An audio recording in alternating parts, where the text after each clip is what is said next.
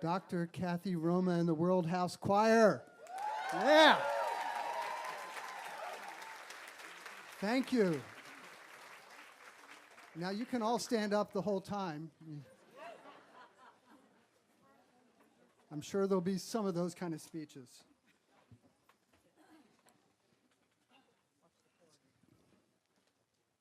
So good morning, everyone. Good morning. And good work on the rain. God, you must have been up all night praying. I was so happy to be able to wear sunglasses. I'm going to put them away for now. Also, I just have to say that it is, Sensei, mushiatsui desu ne. I just was telling her about the World Cup this morning. She's a big Ronaldo fan.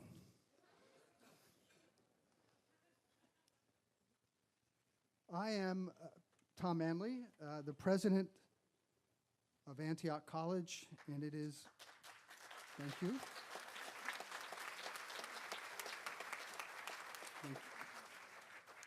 And it's my grand privilege and best ever duty to preside over this fourth commencement of the 168-year-old work in progress that we know lovingly as Antioch College.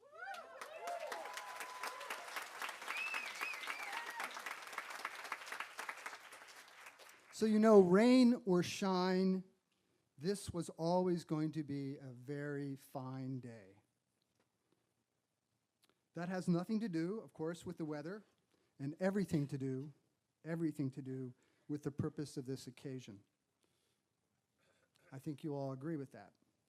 Still, we are no less pleased to be gathered beneath the tent, whether it's sheltering us from the sunshine or the rainfall.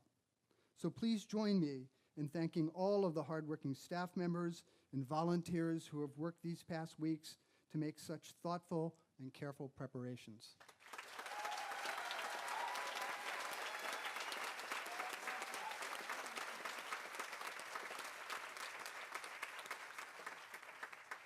There are, of course, many others to acknowledge and heartfully thank this morning.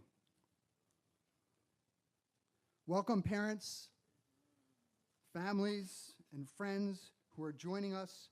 Raise your hands. Let us know you are here. Come on.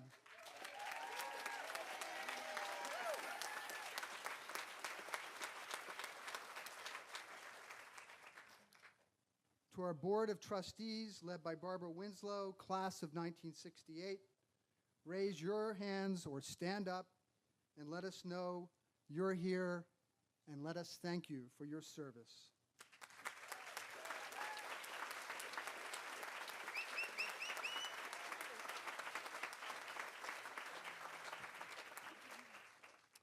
To the marvel, poet, performance artist, Gabrielle Seville, former Antioch College faculty member.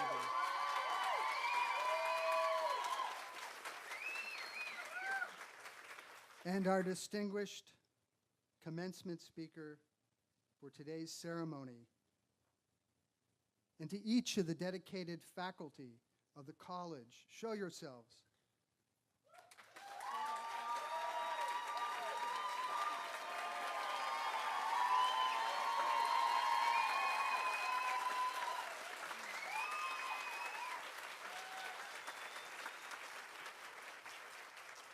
We salute you for your inspired work. And to the alumni of this college who are here and who are not here, give us a shout.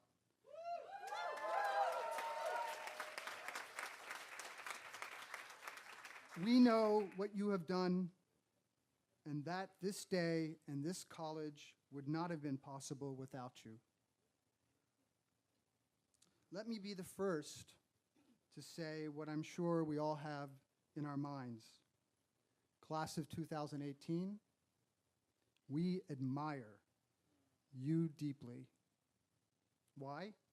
Because through your passion, intellect, and concern, your audacity to stand for something that had yet to be proven, and your sheer determination to own your education for yourselves and for all of us here, you have helped to make Antioch College possible.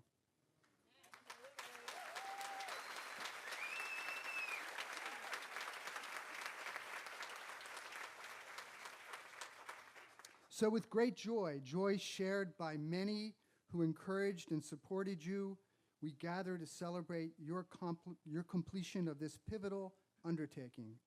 We do so with no small optimism for your future and also for our collective future, because, quite honestly, knowing you are in the world in such daunting times gives us hope. Class of 2018, you have our gratitude and our respect.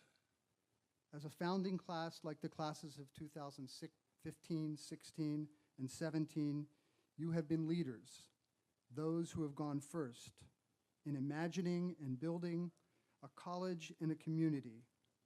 On top of that, your personal work, as showcased in Colloquia 2018, has been especially notable. Today, we celebrate each of you and the singular gifts you have brought to this place. Now, some of you may be wondering about the jacket I'm wearing.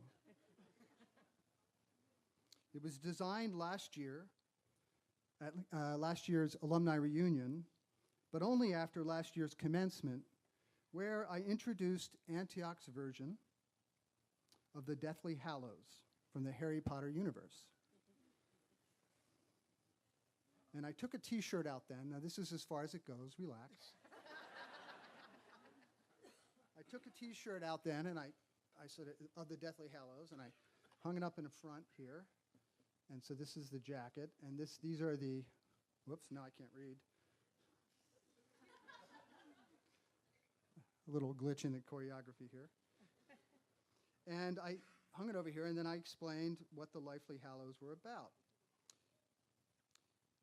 In Antioch, the 3 C's, classroom, co-op, and community, which in combination are aimed at mastering life rather than death. The art of living in a manner that is more conscious and conscientious about the practice of our actions and influences in the world. While I like the analogy to the magical powers of education through Mr. Potter's, life goes on, and there are other books to read and movies to see. And lately, thanks to my 13-year-old, I've been renewing my acquaintance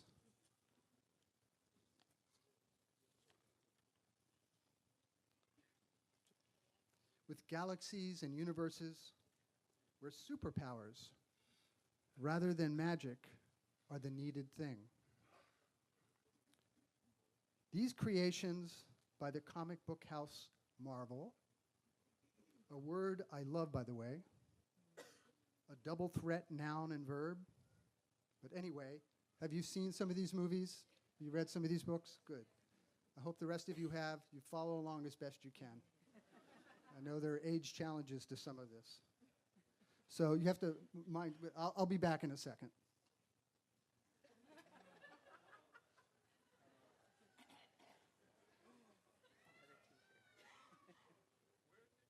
We have a television down there. I can watch everything. It's really nice.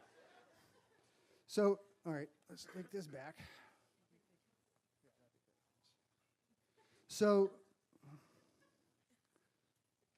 you can see we spare no expense at Commencement too. So let's talk about here some of the original reading material and movies I've been watching. So you're going to have to shout that out. Oh, you need to see it too. Oh, wow. Oh, right.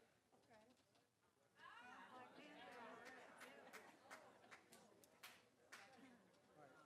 So concentrate on this for a second, okay? I want to talk about your superpowers.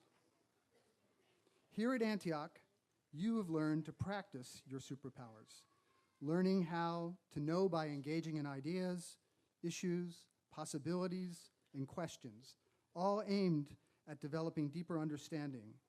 The classroom and academics have been a primary tool for that.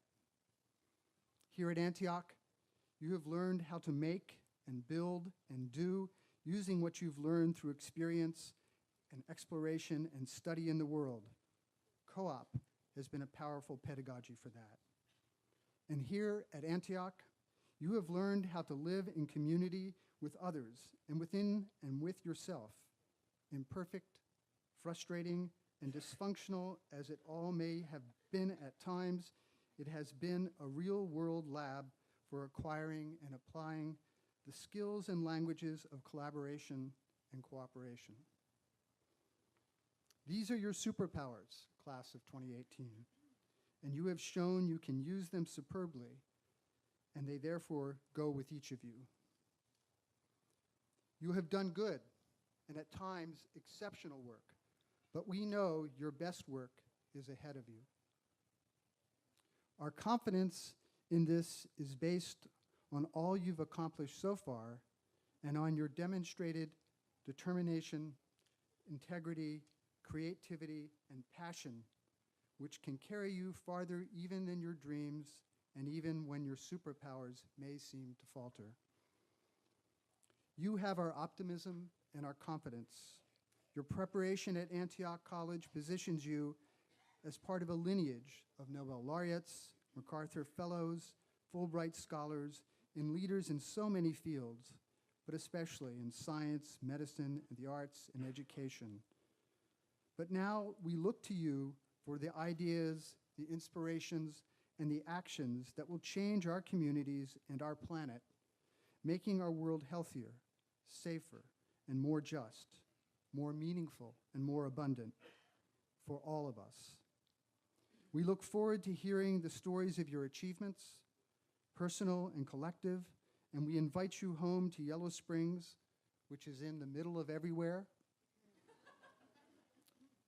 Come often, and we hope even when you cannot, you keep Antioch close in your hearts, even as you journey far into your lives. To remind you of that connection and to renew your powers in an instant, we will give you each a secret badge with the Social Justice Avenger logo. You've seen it before. It has that big A on it. And yes, we also give you a letter and eventually a diploma. So congratulations, class of 2018. Antioch College, your college, takes great pride in each of you. And now it is my pleasure to introduce Barbara Winslow, the chair of our Board of Trustees and a graduate of the class of 1966. Oh, sorry, sorry. Sorry, sit down. Well, clearly, memory is not one of my superpowers. Either is reading the English language, which is right in front of me. So rather than our distinguished chair, who actually you got 2 years younger. I'd like to introduce Myla Cooper, the Vice President for Diversity and Inclusion and the Director of the Coretta Scott King Center of Antioch College, to give us our invocation.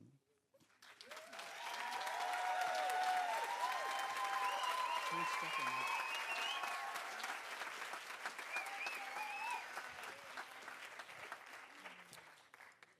It is a great honor for me to participate in our 4th commencement since reopening, to celebrate this very special class that I began with in 2014.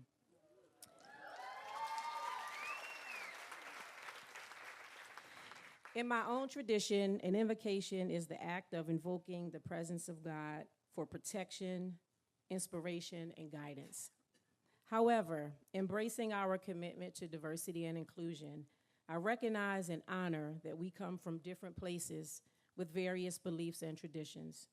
So I offer instead a brief guided reflection on something I hope we all embrace, and that is gratitude.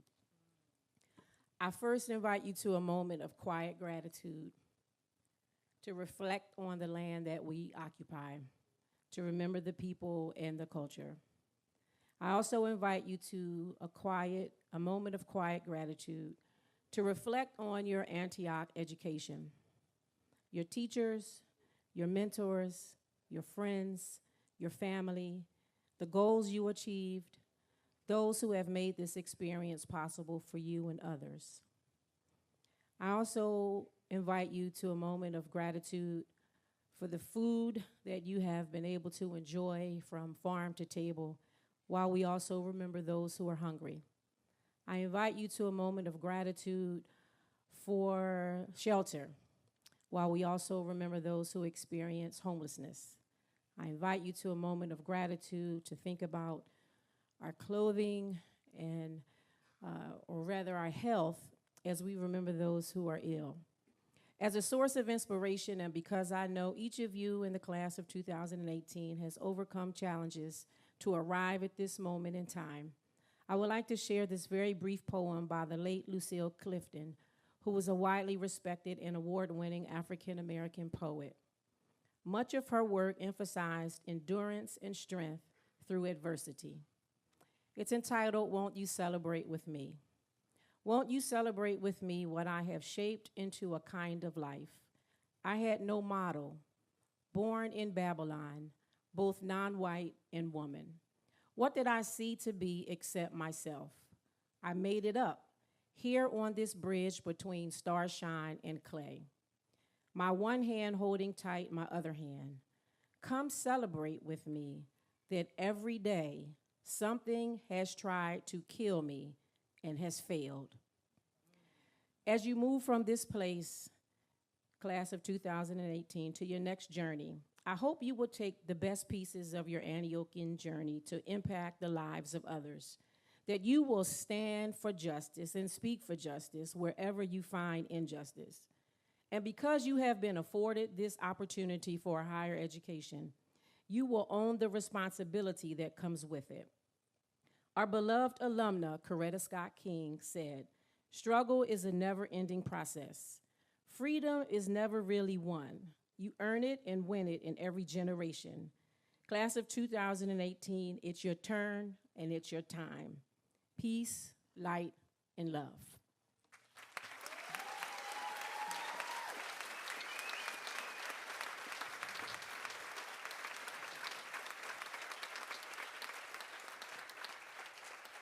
And with that, the sun shines even brighter. Now, although the president tried to steal my honor, it is my pleasure to introduce our distinguished chair, Barbara Winslow, chair of the Board of Trustees and graduate of the class of 1968. Won't you welcome her to the podium?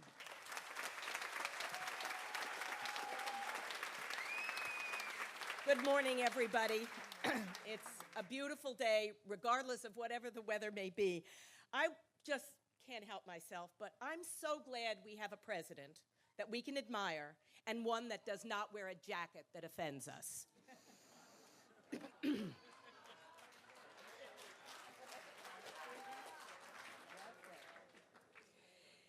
Graduations are wonderful events. To me, they're better than national holidays. As a professor emerita at another college, I can tell you graduation was always the faculty's favorite college day. And it's not because it meant no more classes, no more grading in the lot, although that was a thought, but it was because we got to rejoice with our students in their tremendous accomplishments. We got to meet their parents and their families and see their joy in terms of what they had done.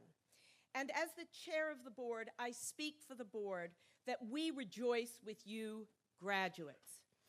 And again, it's not because you finally did it, because you did, but it's because you successfully navigated complicated, difficult, boy am I being euphemistic, so challenging, joyful, intellectually demanding waters.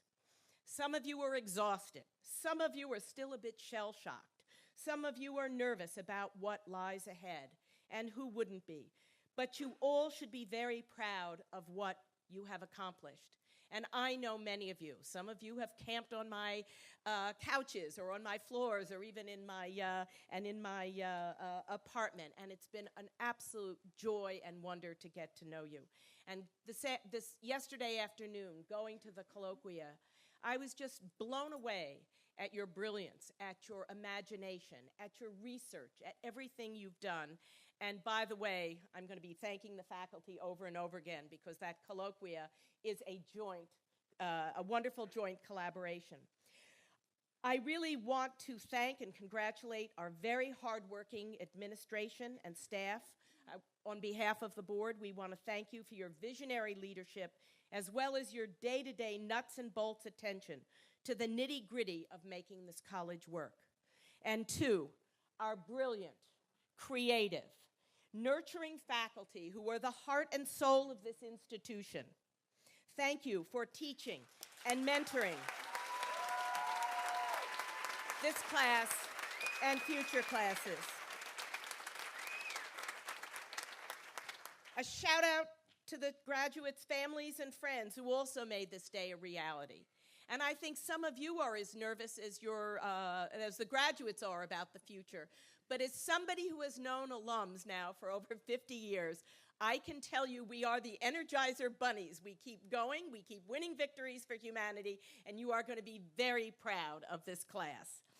And finally, I want to do a shout out to our alums because we made Antioch College then and now possible. I'm stepping down as a trustee after 23 years on this college board of trustees, which has also been a very complicated, conflicted, time, money, and travel-consuming challenge, but one that was also joyful, intellectual, and political experience. But with all the alums to have played a role in saving this wonderful college, being part of its reinvigoration, and attending college events such as this, and as the many ones that take place, has been worth every moment of my life. So I thank all of you. And before I go, and I am going to go, I want to say what I say every time I speak. If you haven't registered to vote, and you can, you better. If members of your family haven't registered to vote, you better. Everybody who can at this college better register to vote. Your co-op, your commune, your place of worship, your book club, even with Candace Bergen in it. You get out and register, make a commitment to vote, because our lives and our futures are dependent upon it. And so I will see, hopefully, you at reunions. Once again, congratulations, and I look forward to following your extraordinary lives and accomplishments.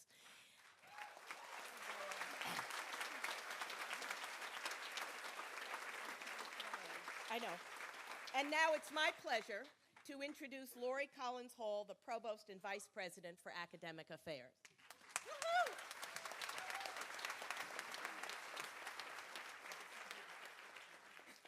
Thank you.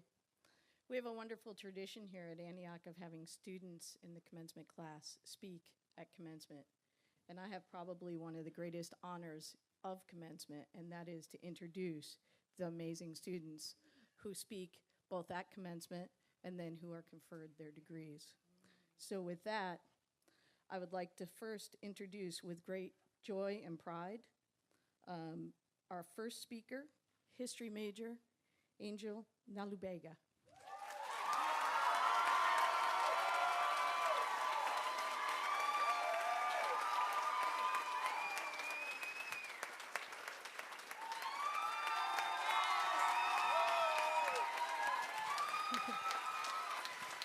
Wow, okay. Thank you. Antioch has been the most challenging and exhilarating chapter in my life. I think that we can all agree that this is a special place, one that holds you up and tears you apart to create someone new. Antioch itself is a phoenix, rising from the ashes of closure. I myself have shed old skin and bone to materialize into the person you see before you. 4 years ago, I came to Antioch, I think as we all did, an awkward person who wanted to explore the crevices of the strange sanctuary in the cornfields of Ohio. There's corn everywhere, it really sucks. I came to college with no idea what I would face. Antioch has been and will continue to be a boot camp for revolutionaries, dreamers, and future freedom fighters. It has been home. Yeah. It has been home, startup, sanctuary, bubble, all at once. The changing modes of Antioch seem to mirror my own. Only at Antioch will we handle faculty and staff turnover, fantastic karaoke nights, incredibly tense community meetings, 2 a.m. milkshake runs, crying sessions in the Olive Kettering Library, and awkward div dances where we all dance horribly and eat kale all at the same time. I think that after Antioch, I'll be prepared for anything. Once you've gone through several week 8 crises, finished 5 papers, gone to 20 or so meetings where nothing gets done all in one day, the world is your oyster. Whatever I do in life, I will do it 10 times better because I've gone through the unique stress of an 11-week Antioch quarter. Antioch has not been easy, and for that I am grateful. If I had gone to a normal school, I don't think I would have ever learned how to organize coalitions across campus constituencies, protest about anything and everything, participate in literally every group available to me, and manage to have a little fun at the same time. As a first-generation college student, I and other first-gen students and students of color have worked hard to get as much out of this place as it's willing to give. I managed to stand here before you, being the queen of multitasking and caffeine consumption. I worked several jobs, chaired a committee, and have held more leadership positions than I can count because I wanted to make this community better. Antioch was the place where I got to take risks while being completely unprepared to take those risks, and I think that's the beauty of it. Something I will take away from Antioch is that it makes you work yourself to the bone with very little guidance. Through my academics, I got to learn everything from the construction of race and ethnicity to post-colonial theory. I received a rigorous education both in and out of the classroom. I learned more in a women's prison about race, gender, and citizenship than I ever imagined. Through co-op, I gained practical experience working with immigrants and underserved communities. Co-op revealed to me not just what I wanted to do, but what revealed to me what I was capable of doing. The education I've received at Antioch has challenged me not to only question, but act in service of disenfranchised people. If we leave this college without a sense of responsibility towards each other, we will have failed. Education isn't just about yourself, but it's about the use of that education. I have grown by leaps and bounds in terms of my political development, and I encourage all of you to reflect on your values, question them, and act in service with colonized and marginalized people. I say service with because we all have a duty from the moment we set foot on this land that is not ours to rectify institutional wrongs and serve the communities we belong to with the grace and compassion they deserve.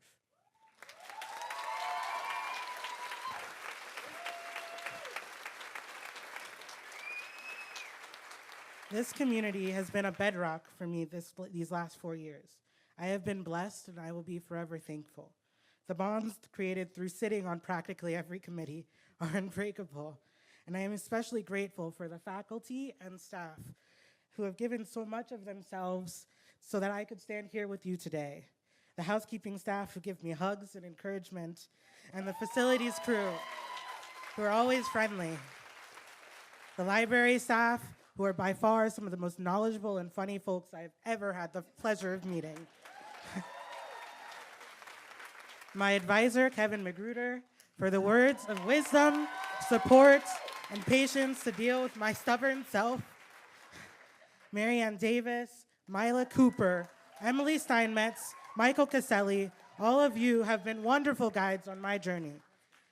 It has been wonderful to see all of you treat me and other students as colleagues, mentees, and dear friends. I have found myself constantly surprised by the complex relationships I have forged with my class as well. It's my class who have been the people I cry with, dance with, and live with, and I am proud that we have made it this far. I am grateful for my family, born and chosen. I really can't see you, but I know you're there. For instilling the values of hard work, inclusivity, and an ever-present heart for justice. I am so grateful for my mother and my grandmother for always praying for me and with me and loving me when things were hard.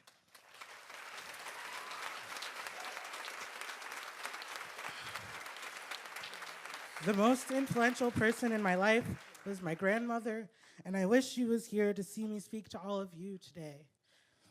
As I reflect upon these 4 dynamic years, Antioch has instilled in me a childlike faith and resolve to do more. It has given me a set of tools and an expectation for a better world. I am so blessed to have had this Antiochian experience because it has helped forge a new path for not just me, but a whole community of people who want to do the heavy lifting to raise all of us up. I'll leave you with a quote that has steadied me when I doubt myself. You may counter many defeats, but you must not be defeated. In fact, it may be necessary to encounter the defeats so you can know who you are, what you can rise from, and how you can still rise out of it. Maya Angelou. Thank you.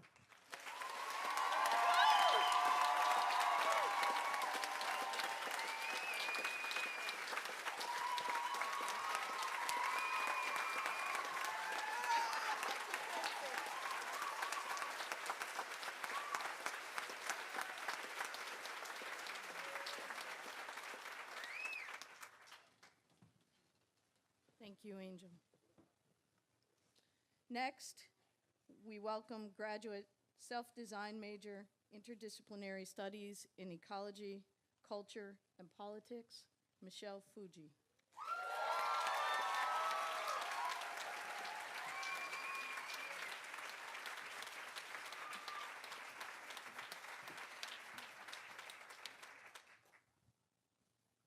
Hi, everyone.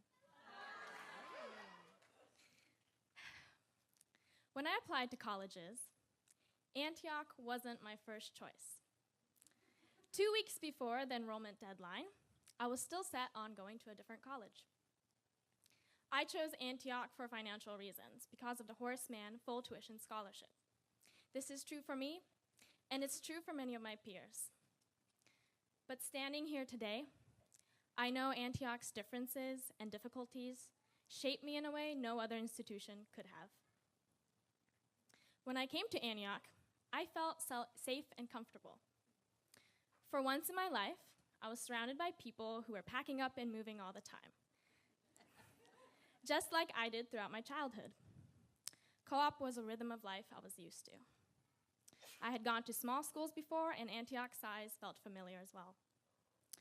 Professors didn't address me differently based on the clothing I wore. I walked around campus without being catcalled.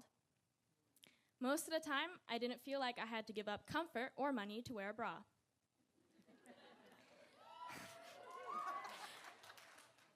Over my co-ops in the cities of New York, Chicago, Nagasaki, and Buenos Aires, I was painfully aware of how much my body was policed, from street harassment to dress codes. Whenever I came back, I felt a huge weight lift from my shoulders. I have no doubt this is because of our sexual offense prevention policy.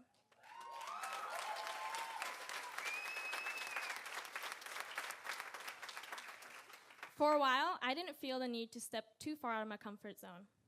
Growing up in Japan, I had learned that the best thing you could be as a girl was cute and quiet. These basic assumptions had followed me to high school in the United States. And at Antioch, I continued to be uncomfortable speaking about myself or sharing my opinions. This person would have been terrified to speak at graduation. But safety and comfort don't change people. What changed me was how difficult Antioch was at times. Over my co-ops, I felt isolated in a way I'd never felt before, and I learned to build my support system wherever I was. When I felt like the only person doing what I was doing, I learned to better explain what co-op was. When I found myself far from home or friends, in a country that didn't speak either of my native languages, dealing with sexual trauma, the sudden death of my grandfather, and a broken relationship, I learned to reach out to friends often, to Skype a counselor, build friendships with colleagues, and ask shamelessly near strangers to invite me to their parties. Being biracial makes me an outsider in Japan and the US. I'm either not Japanese enough or not white enough. Here at Antioch, there aren't enough Asian students for us to be a statistic for the strategic plan for diversity. Spaces and conversations meant for people of color often excluded Asian and multiracial students. But it was a continuing lesson in finding space for myself, building solidarity, and not letting other people define me. Antioch's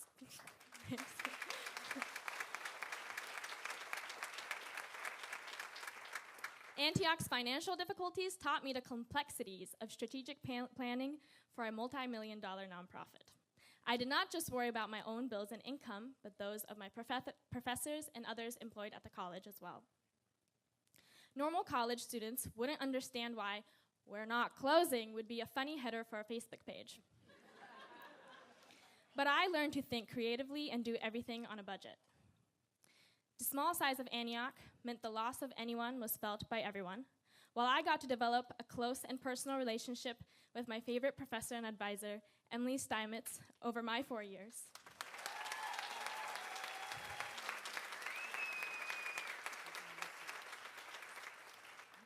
The loss of faculty meant classes that were no longer offered and changed majors for some.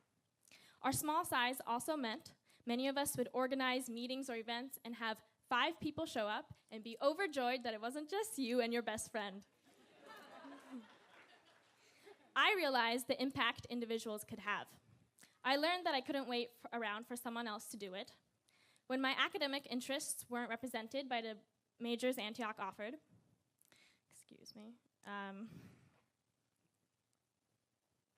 I decided to design my own. I coordinated independent groups, became an editor for our newspaper, The Record, joined the effort in Nagasaki to abolish nuclear weapons for our co-op, and eventually ran for community council president, where I led meetings and worked on issues of caregivers' rights, racial discrimination, and the student judicial process, among others.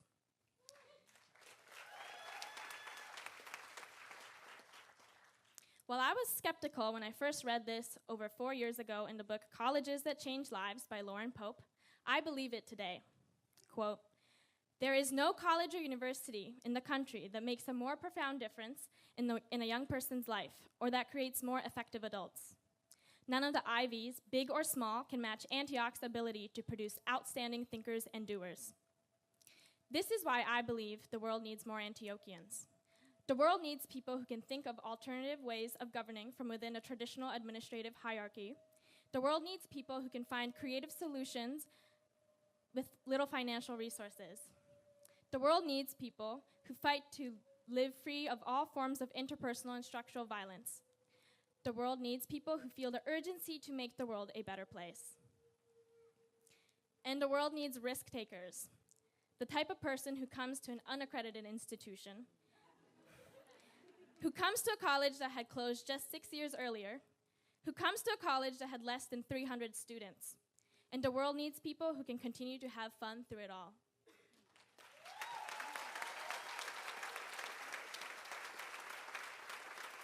And this is why I will leave here tomorrow feeling proud to call myself an Antiochian.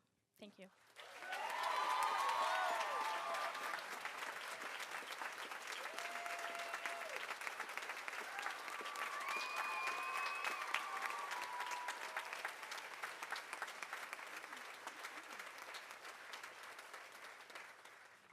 Thank you, Michelle.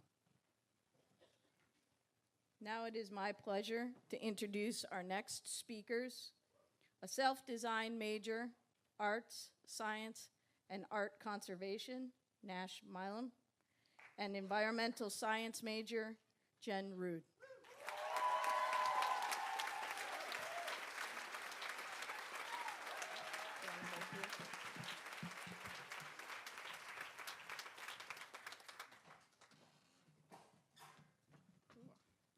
Wow, lots of you here. Hey, I just want to thank everyone for coming out to the first location of our graduation stand-up tour 2018! You guys, you can't clap. You can't hear the air horn if you clap. All right.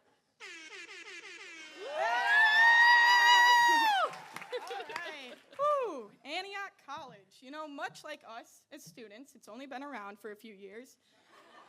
But man, has it felt like 150.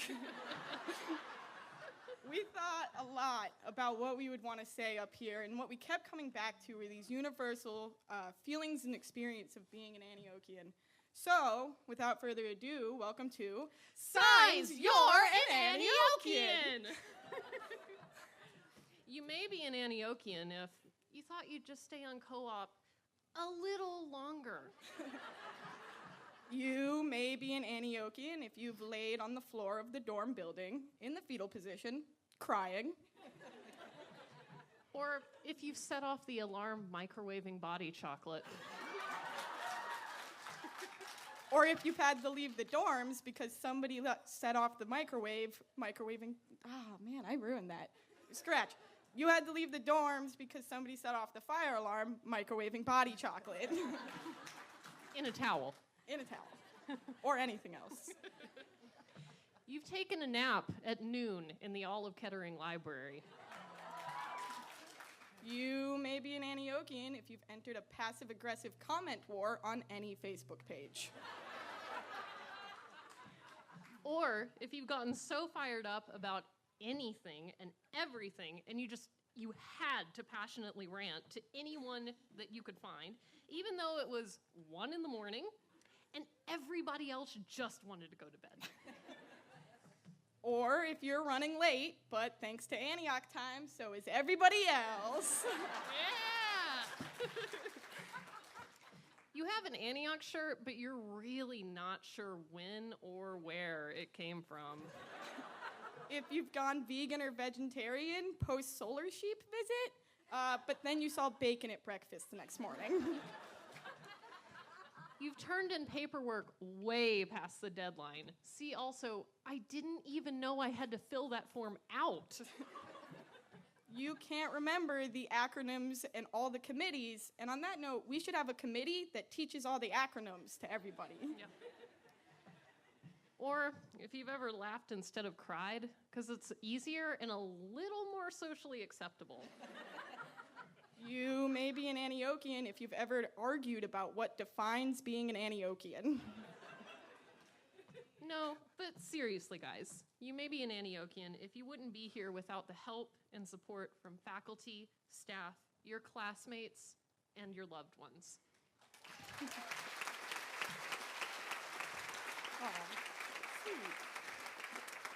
You may be an Antiochian if this celebration today has helped you see more value in the past ups and downs of these few years.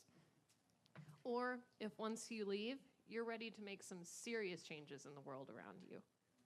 You may be an Antiochian if you're so excited to see all the work that's being done to help revitalize this campus.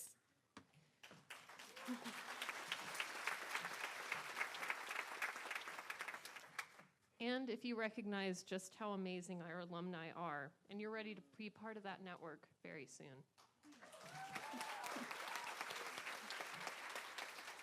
On that note, if you may be an Antiochian if you're ready to follow in the footsteps of our alumni, but you're going to do it in your own unique way. You'll miss parts of this place and the people in it for the rest of your life, even if you don't want to say it out loud. You may be an Antiochian if you've successfully expanded the limits of your comfort zone while here. Or if it's sometimes been difficult, but you wouldn't have had it any other way. But you wouldn't have minded it being a little easier. You also might be an Antiochian if you've gone to one of the dances despite having a paper due at 11:59 that night, and you haven't started it yet. Or if you know the #1 way to get students to your event is free pizza. If you've gone to street fair for 1 hour. If you've gotten lost in the Glen for 1 hour. And you had to drink the spring water to survive. You may be an Antiochian if after the spring we've had, you're just glad it's not snowing today. Or if you don't like kale, but you'll still say it's our unofficial mascot. If the only Antioch sports you recognize are the chess tournament, trivia nights, and Camelot. And finally, you may be an Antiochian if you kind of wish we would wrap this speech up, and don't worry, we're about to. All right, guys, thank you so much for coming to the first venue of our graduation stand-up tour 2018 and playing Signs You're an Antiochian with us today. As you can tell, it's hard to put what it means to be an Antiochian into one checkbox, because we're nothing but authentic, and we never stop. Really, we never do. We could all chill a little bit sometimes. If you've experienced any of these symptoms, please contact our admissions counselors because you just may be an Antiochian. Thank you. Thank you.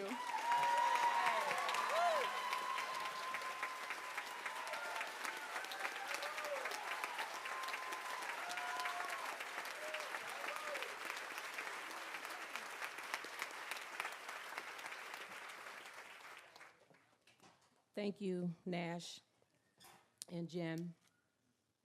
Now, a slight change in the binder and the program. I am so delighted to be able to introduce our next speaker, Melly Osanya.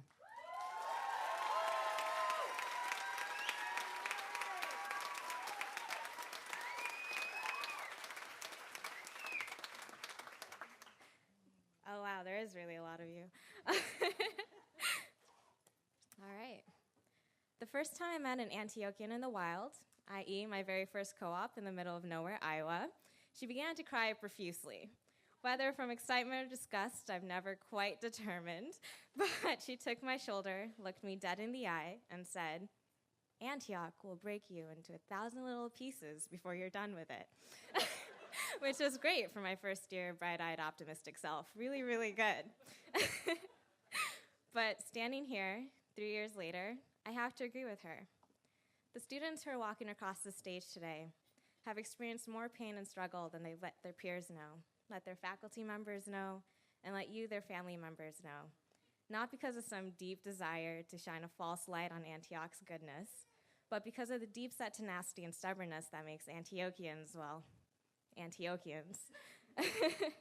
The story of our journey that we've all taken together, and yet so individually, cannot be told through critiques or laughs alone. In fact, one of the problems Antioch has as a new educational system, and one of the problems Antiochians, as people in general, have, is their inability to admit the certain truths about themselves, such as the fact that Antioch is not one single narrative. It is not the harmonious, magical place where community reigns supreme, as admissions once said, nor is it the hellhole most students seem desperate to tell you about if you're within earshot. It's both. Antioch will and always has been both. I began my Antioch journey on August 15th, 2013, the very first day you could apply to be a member of the class of 2018. I also finished my application February 15th, 2014, the final application due date. At 11:58 p.m. and my computer froze. I thought I'd get it in. It was a lot. That anticipation to begin my journey here and that eventual delay in actually getting that course of action to occur should have been my first indication of the contradictions to come. Because even today, I'm torn between the joy of ending, but the sadness of leaving. True, I've looked up potential schools to transfer to every year since my second year, and as recently as 6 months ago. But I've also committed to being an active community member through all the tumultuous shared governance campaigns of the past 4 years with the same 20 people on every committee. Yes, the first time I felt completely inadequate as a student, but more importantly as a person, was at this institution. But the first time I felt acknowledged as an adult and a decision maker on my own right was also at this institution.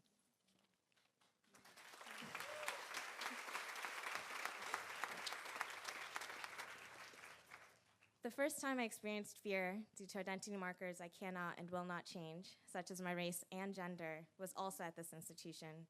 But so is the opportunity to lead an extensive long-term movement for the betterment of other women of color here.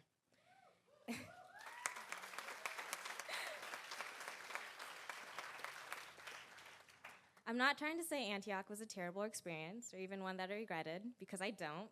I'm trying to say that we could stand to be more honest with ourselves and with those we invite into our community. If we are unwilling to recognize the fact that we've been building diversity infrastructure for 6 years, then we're also unwilling to recognize the diligence and dedication of the students of color to create it for themselves and remain here in the system that didn't necessarily support them. When we recognize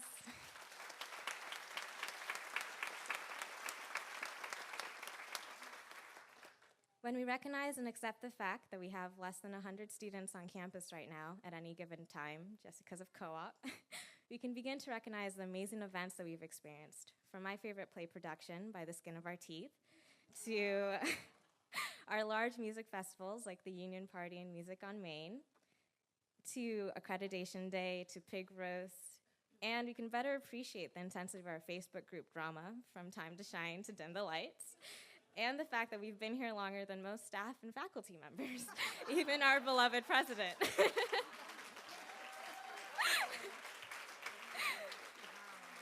When we recognize our struggle to find joy in the face of those beloved staff and faculty members leaving and budget cuts, we can also begin to recognize the totally extra birthday parties, the POC dinners, the awesomeness that is our faculty and staff members.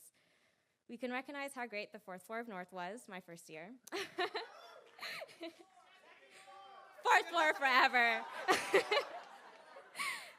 And we can remember all the div dances and the naps we took on Main Lawn when it was sunny, the language films and the silly, mostly frustrating, but sometimes silly fire drills, and all the Harry Potter references.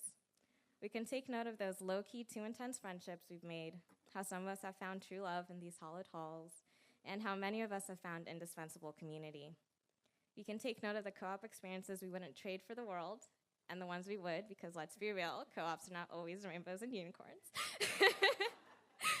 But we can begin to take note of the fact that the second thing that crying alum told me, oh so long ago, was that because Antioch broke me, nothing will ever break me again.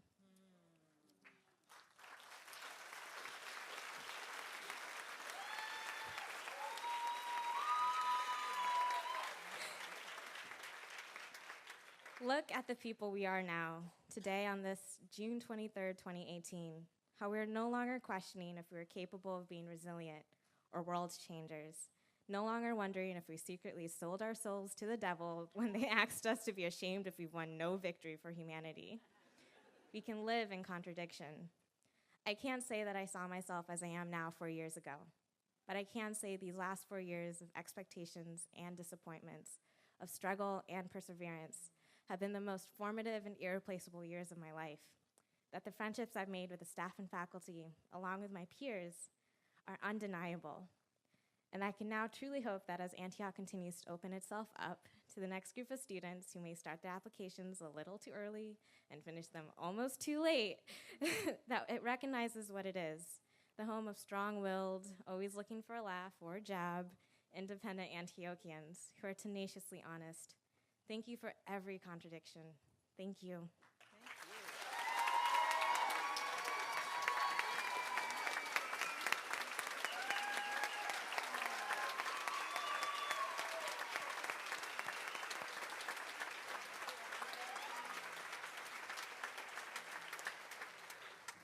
Thank you, Melly. Finally, it is my pleasure to introduce our final speaker, a philosophy major, Coco Gagne.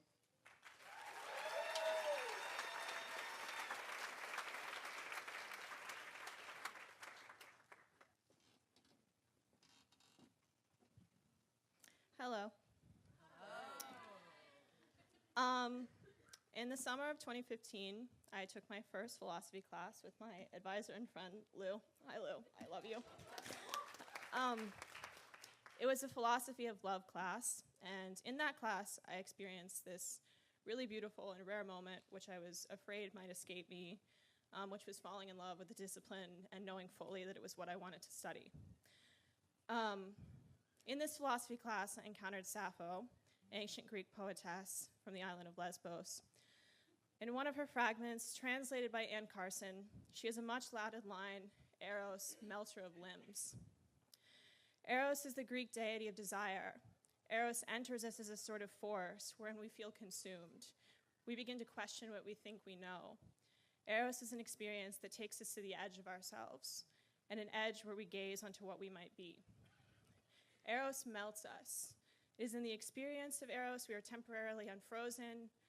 Our very substance changes form. We are able to be reconstituted.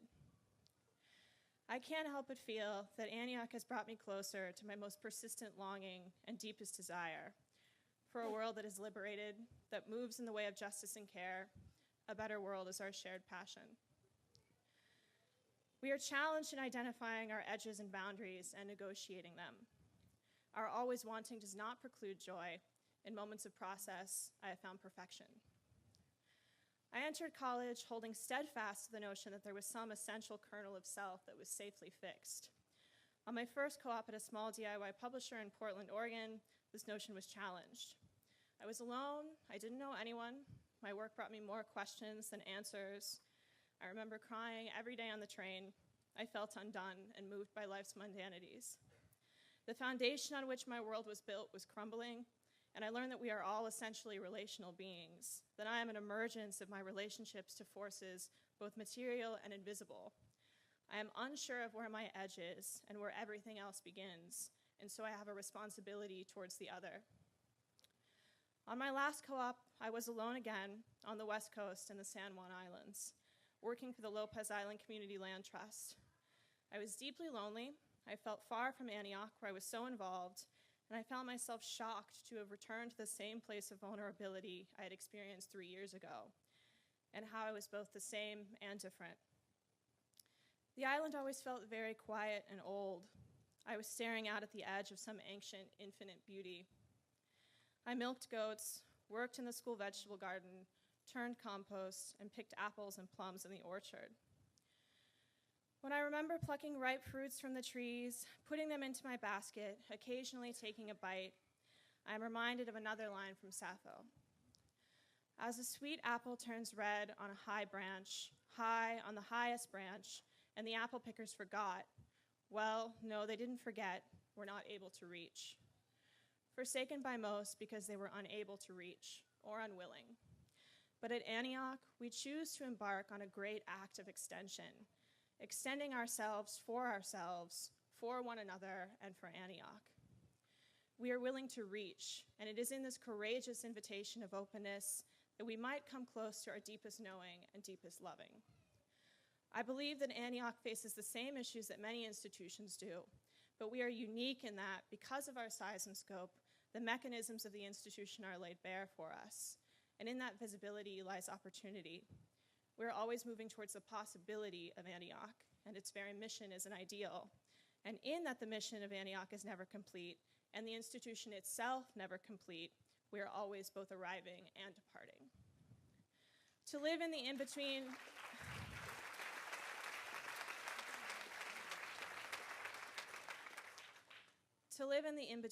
is often uncomfortable, often unsettling, but it reveals to us the fundamental truth of our changeability, that we are, in fact, never transformed, but always transforming.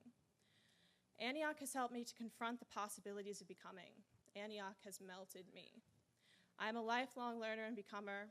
Myself and Antioch will continue to transform, but we will always be at home together in our desire. Thank you.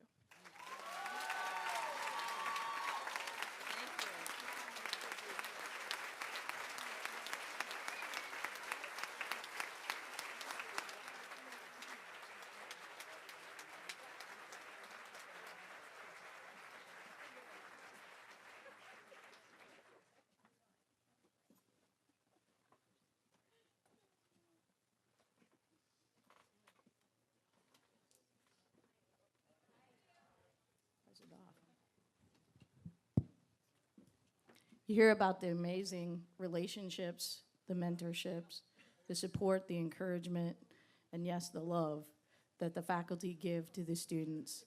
It's the student stories of that that really do all of their work the best justice. But I do have the distinct pleasure now of introducing to you a different way of recognizing the faculty. The Southwestern Ohio Conference of Higher Education's Teaching, Research, and Service Awards winners. Oh. After the choir sings.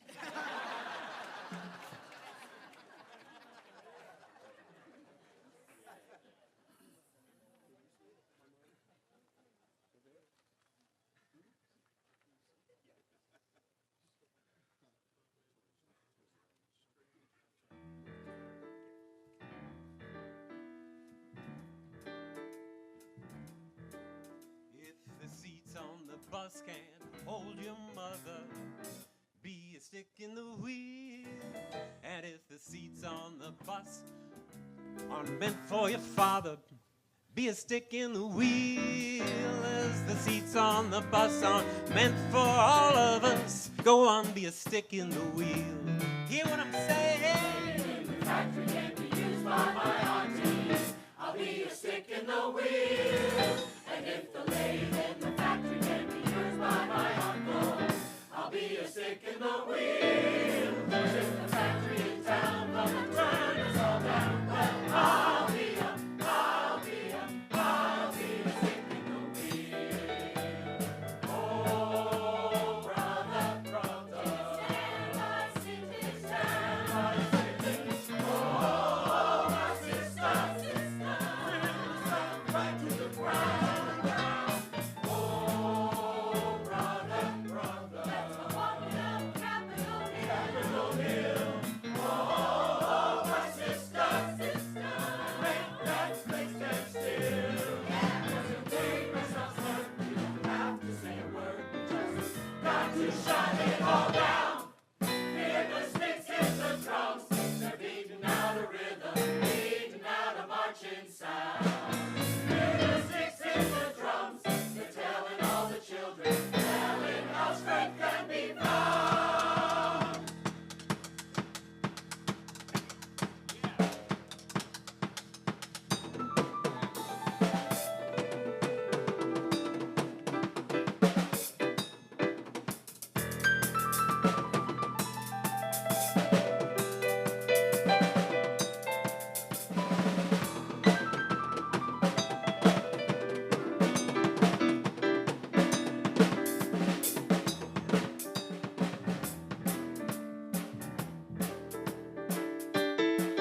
Sticks and stones that break people's bones, that's what you want to do. But I know a better way of using a stick, so let me explain it to you. Hear the sticks hit the drums, they're beating out a rhythm, beating out a marching sound. Hear the sticks hit the drums, they're telling all the children, telling how strength can be found. 'Cause it won't be ignored if we act in one accord. Stop the wheels from turning round. Shut it down.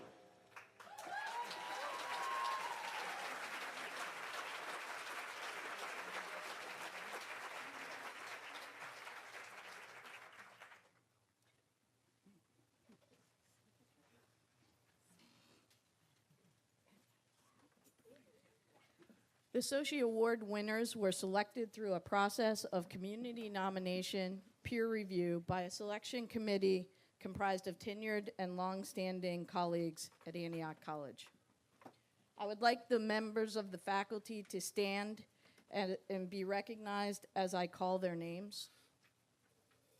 Receiving the Excellence in Teaching Award, Professor Kin Landsbergen, Associate Professor of Biology.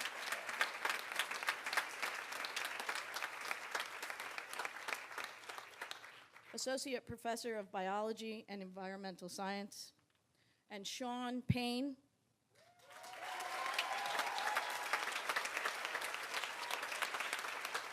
Assistant Professor of Political Economy. Assistant Professor of Media Arts, Kelly Gallagher, received. Kelly's still on research term, received the Excellence in Research Award. Instructor of Cooperative Education, Beth Bridgman, received.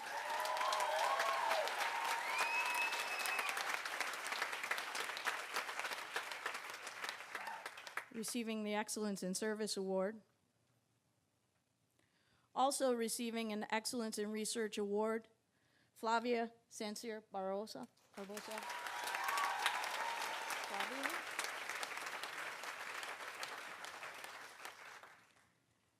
And also away on research, receiving the Excellence of Service Award, Brooke Bryan, Instructor of Cooperative Education.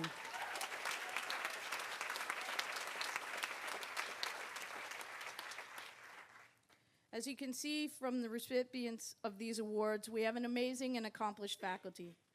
While only a few of our faculty can receive these awards, they exemplify the talented and inspiring faculty that teach and mentor our students every day at Antioch College. Graduating class and parents, please give it up for the faculty.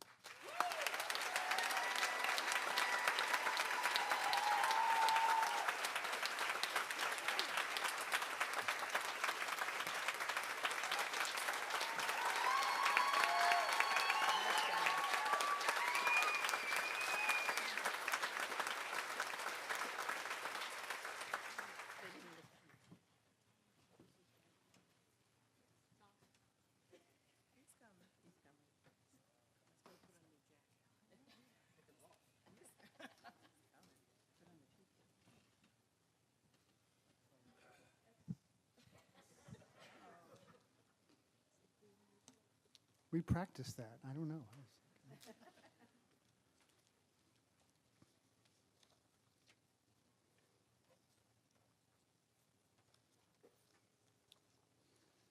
Those were amazing speeches. Thank you.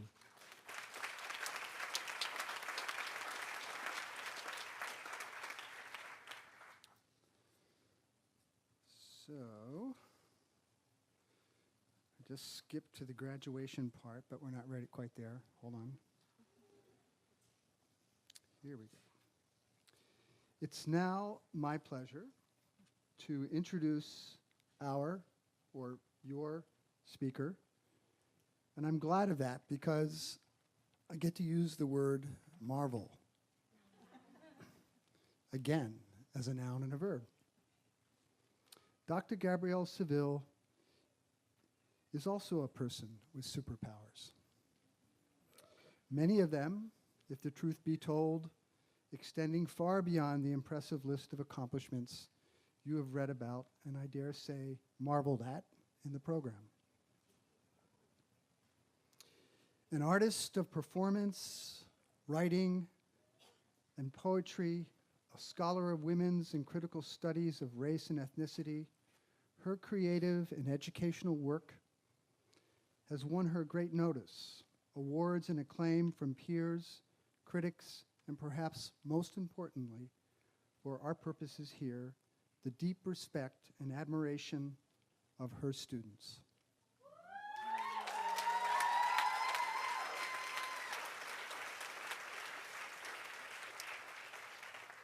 And just, if I can interject here, you should know that the students choose, the senior class chooses the votes for the commencement speaker here at Antioch.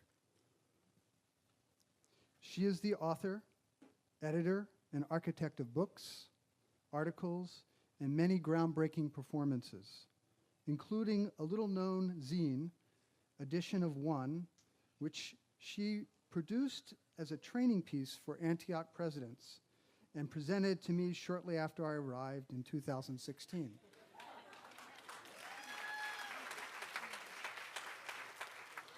I've read it many times. I still have it in my office, and I will make a Xerox copy if any of you go off and you want to be a college president. Dr. Seville is a graduate from the University of Michigan and the New York University, where she received an MA and a PhD in comparative literature. She has been a professor, most recently at Denison University, and before that at Antioch College, where she taught performance from 2013 to 2016 and earning tenure as a faculty member here. This fall, she is headed to a new position at CalArts, the California Institute of the Arts in Los Angeles, considered by many to be the top creative arts school in the world. No kidding.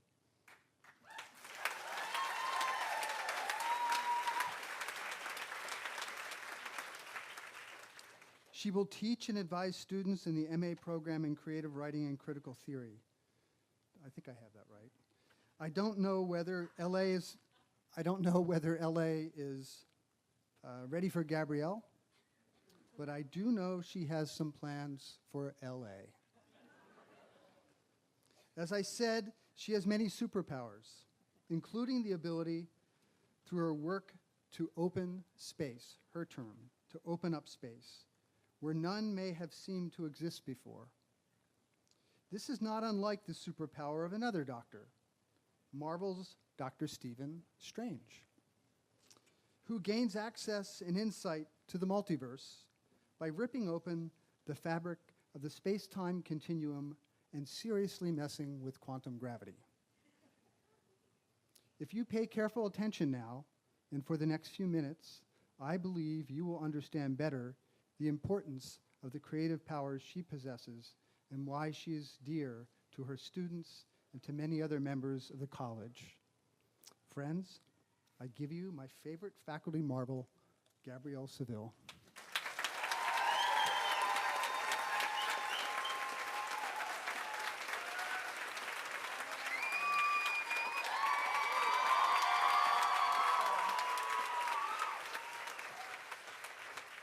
Good morning. Thank you so much for wow, I haven't even done anything yet, but I will. Thank you so much, President Manley, for that lovely introduction. And thank you, class of 2018, for inviting me to be your speaker on this glorious day. Thank you to the indigenous stewards of this land, the Erie, Kickapoo, and Shawnee who were here first, and the Munsee, Delaware Nation, and Shawnee Nation who continue to host us here. I thank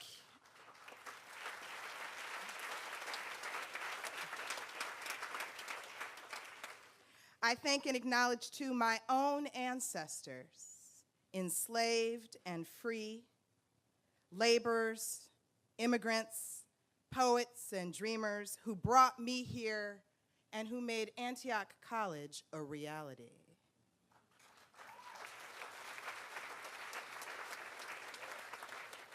Greetings, Antioch College community. I use the word community quite deliberately today.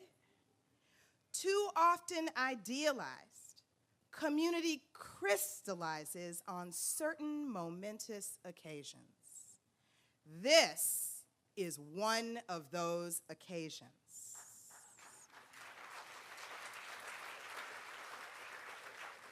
Take a minute, look around you. We live in 360 degrees, so look around you.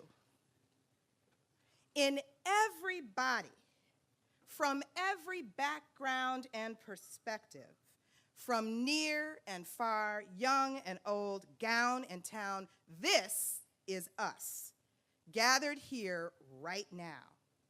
We are the Antioch community. And together, we celebrate the commencement of the class of 2018.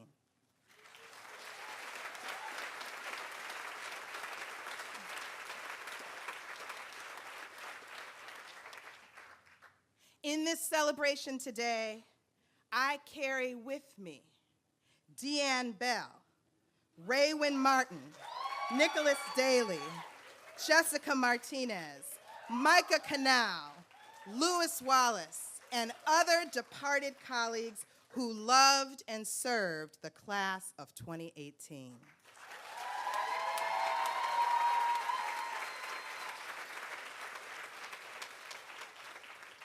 Who are you carrying with you here today on this joyful occasion?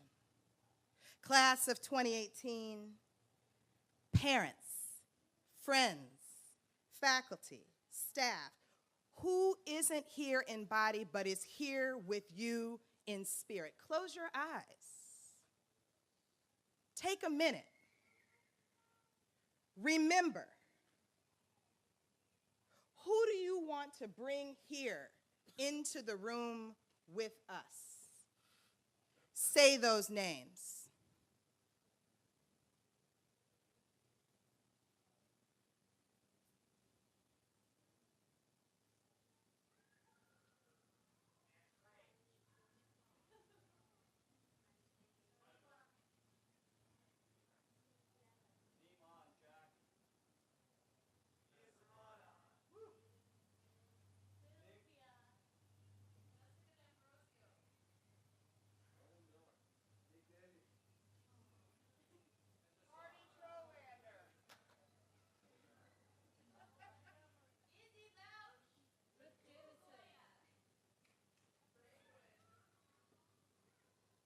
all of those we hear loud and who you hear in your heart, they are here with us today.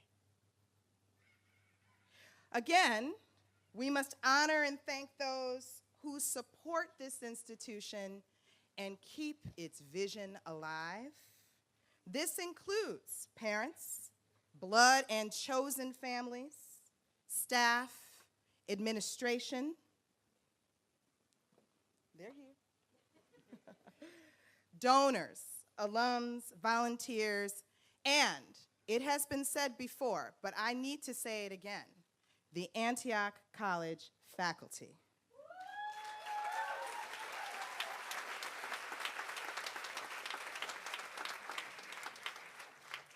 Class of 2018, really look at your beautiful faculty and think about those who might not be sitting here but sat with you for hours, days, quarters. These people taught you, challenged you, mentored and prepared you, guided you, and gave you space to step out and guide yourselves. Offer them your thanks.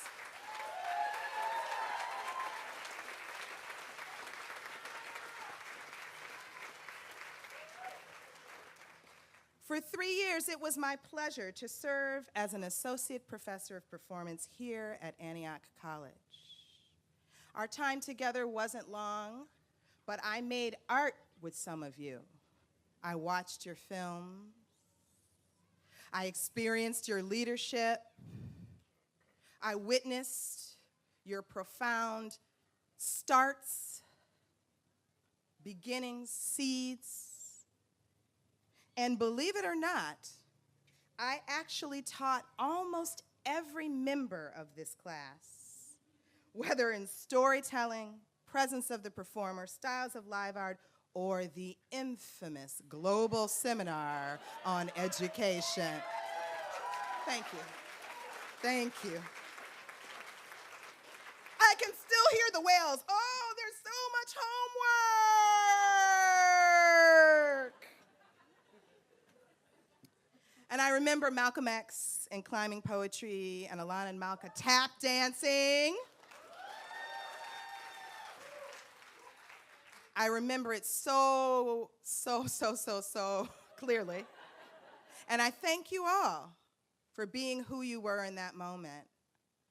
All together, it was a learning experience. Dr. Bell and I, we tried many things in that class. Some of them worked, some of them didn't.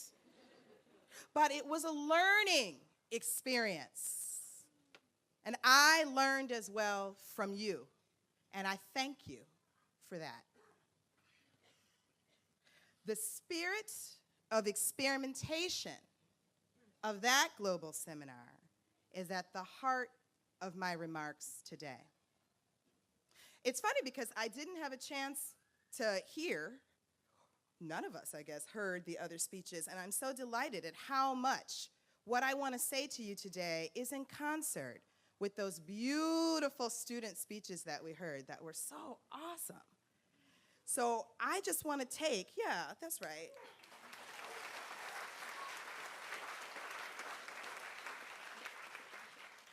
I just want to go in on a few things that I think I heard in some of those beautiful speeches.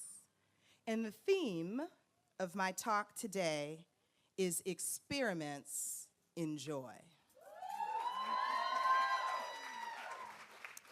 The phrase experiments in joy comes from an event that happened on campus right before you arrived, class of 2018. In the summer of 2014, I organized Call and Response, a historic dynamic of Black women in performance. For this event, 7 extraordinary Black women performers collaborated together here at Antioch College. These artists were, because you know I believe in calling names, okay? These artists were Duriel E. Harris, Kenyatta A.C. Hinkle, Rosamond S. King, Wura Natasha Ogunji, Marae Regulus, Awilda Rodriguez Lora, and myself.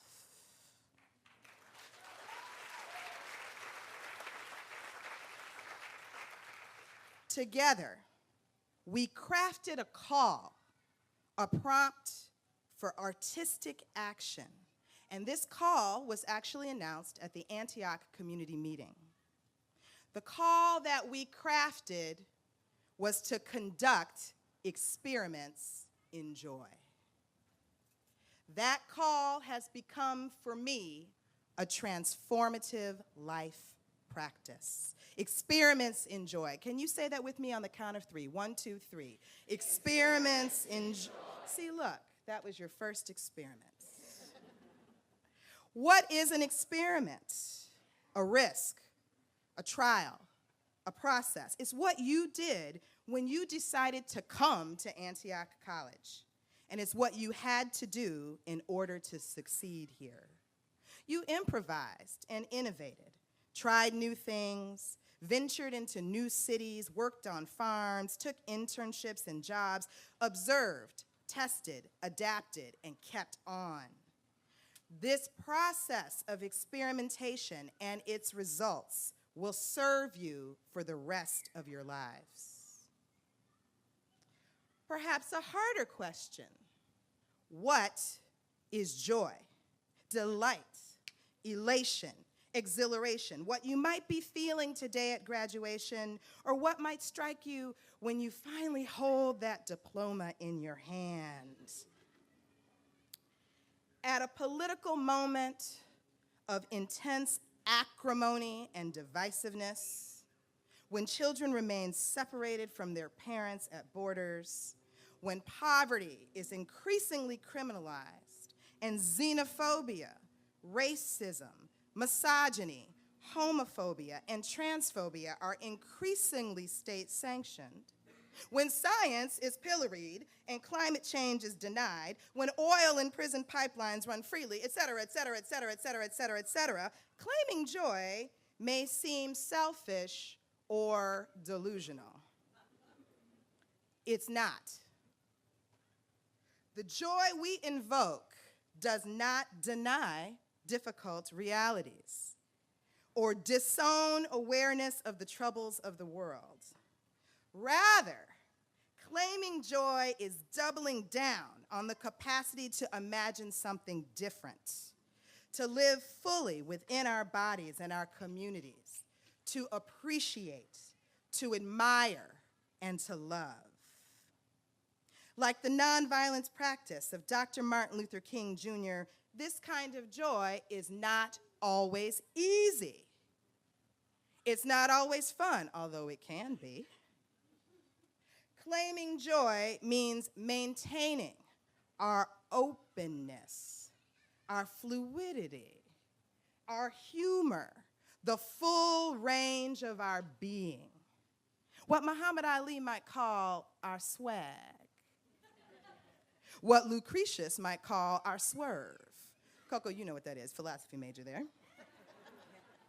And it's precisely what Black visionary poet Lucille Clifton was talking about in that poem, Won't You Celebrate With Me, that everything has tried to kill me and has failed. That is joy.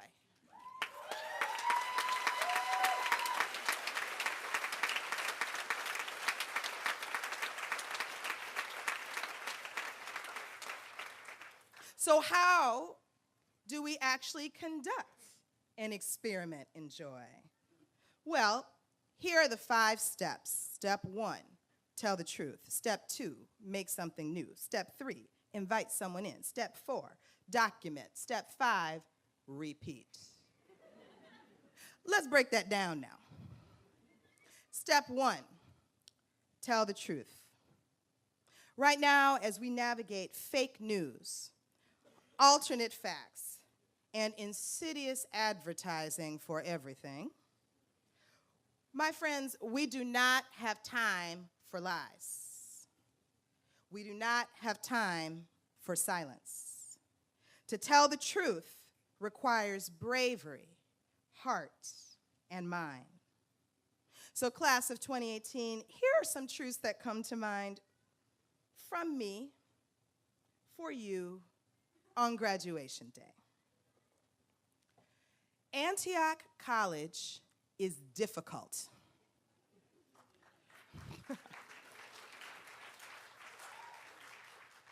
Antioch College is wonderful. The challenges and opportunities here are real and have helped make us who we are. It hasn't always been easy, but the knowledge that we gained and co-created shaped the way we speak, listen, and learn, how we move through the world. At times when I was here, we focused more on our differences than on our solidarity. We have our differences. We can't let that stop us. We are difficult. We are wonderful.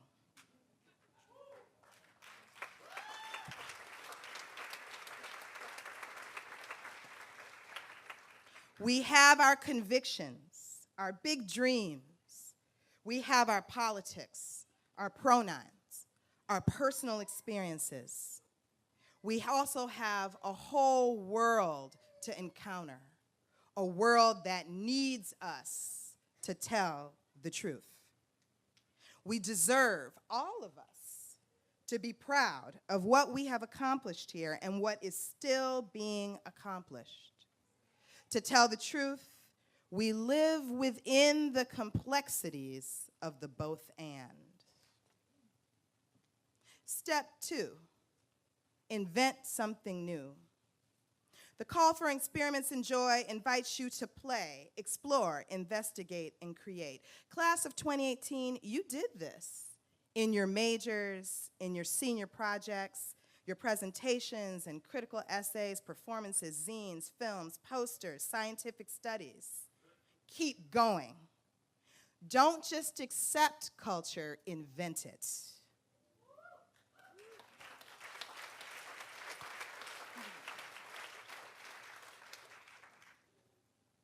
Dig deep, surprise yourself.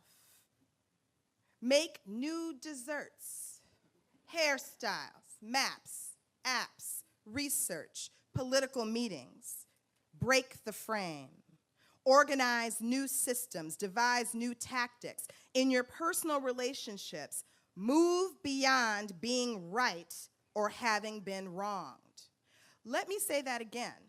In your personal relationships, or maybe even in your political relationships, move beyond being right or having been wrong.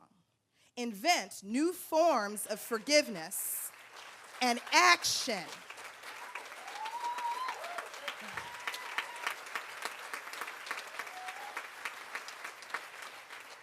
As Black science fiction prophet Octavia Butler did, and her birthday was yesterday, imagine whole new worlds. Foster new opportunities for cooperation and exchange, compassion, and breathing. Step 3, invite someone in. On a heady day like this, when hearts are pounding and you're already thinking about what you're gonna put on your Instagram feed, we're gonna take less than a minute to cultivate personal connection. IRL, in real life. Like everything worthy, this will be a consent-based practice, so you can opt out if you want, but if you're game, turn to your neighbor and take a moment. Unfetter your hands if you can. Find a moment of quiet and look into that other person's eyes.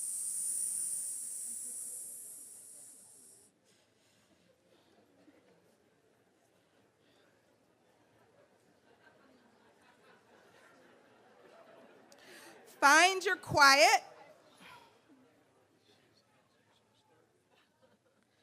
Look into your neighbor's eyes and take 2 deep breaths.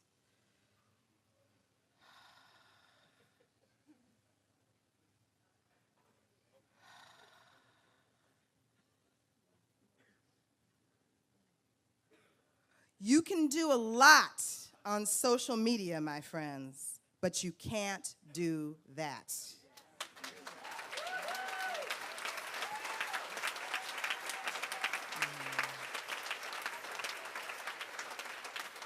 Never forget the power of presence and breathing together. This is the heart of an experiment in joy. Step 4, document. Even though college may be over, continue to read and write. Trace your life. Register your thinking, your feelings, your observations and ideas. Witness. Sign petitions. Send thank you notes.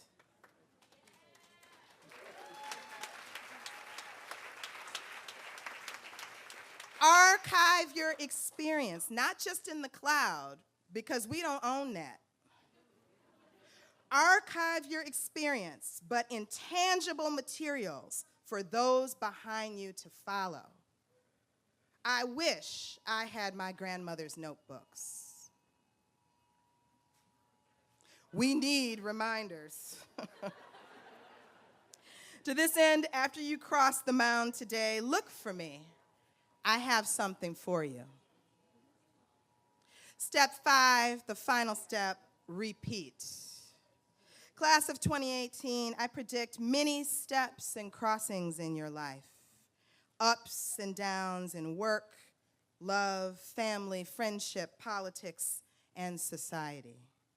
At each step, I invite you to call your names, tell the truth, stay open and connected, breathe together, live in the complexities of the in-between. Remember and celebrate your time here at Antioch with wonder and pride and deepening understanding. Most of all, as you move on, I invite you to experiment in joy. Thank you and congratulations to the class of 2018.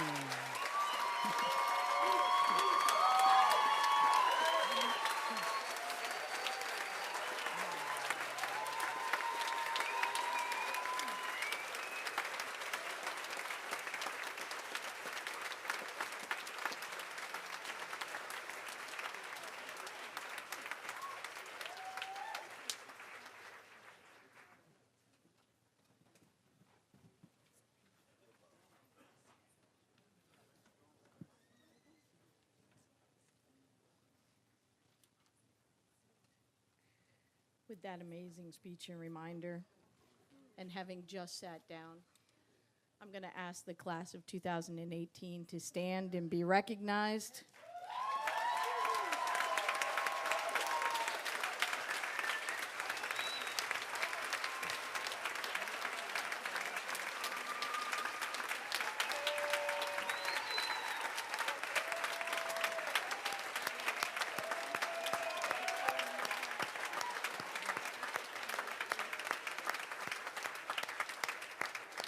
This is the moment I'm sure they've all been waiting for. President Manley, it is my great honor and privilege to present to you the candidates for degree of Bachelor of Arts and Bachelor of Science from Antioch College.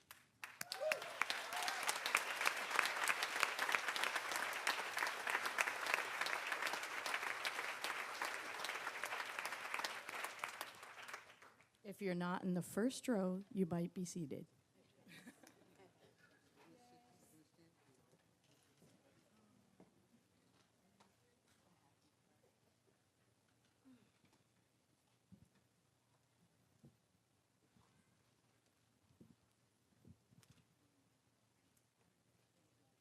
Everybody where they need to be?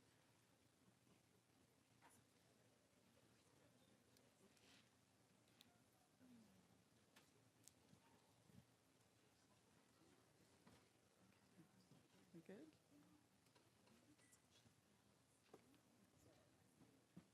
All right.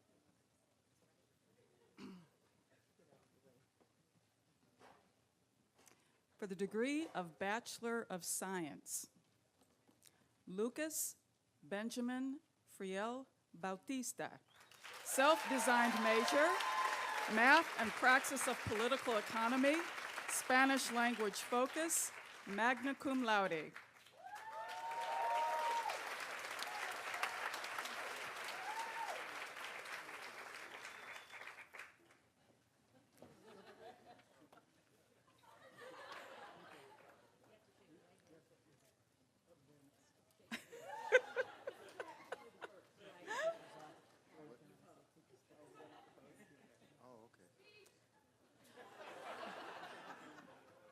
We good? Valerie Benedict, biomedical science major, summa cum laude.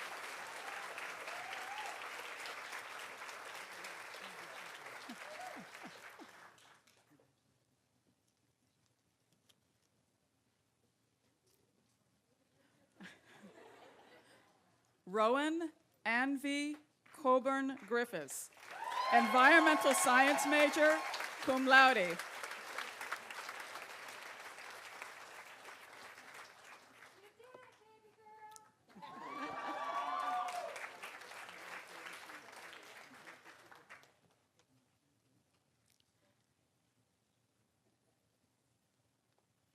Julia Sarah Dwight, biomedical science major, cum laude.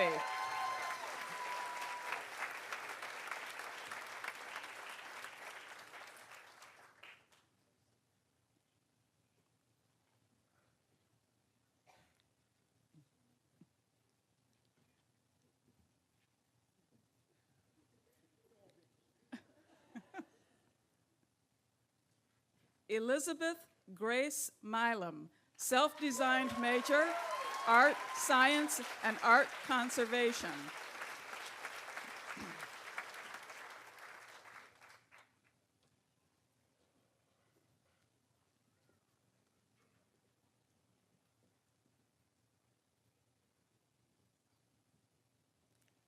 Leandre Neoquizera, biomedical science major, French language focus.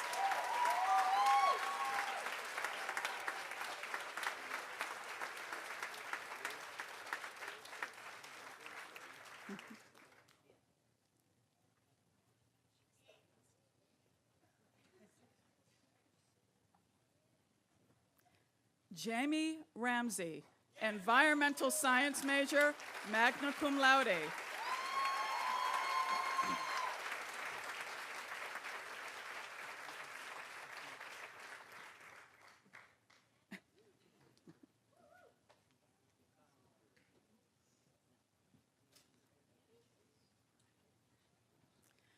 Jennifer Shea Rude, environmental science major, magna cum laude.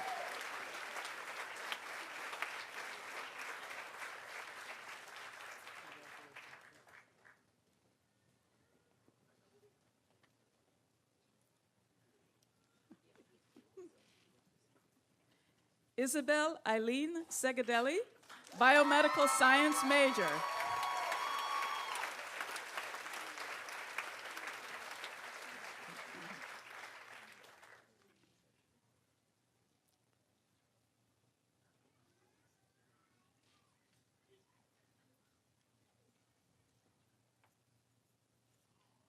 For the degree of Bachelor of Arts, Ella Eileen Arnold, visual arts major, cum laude.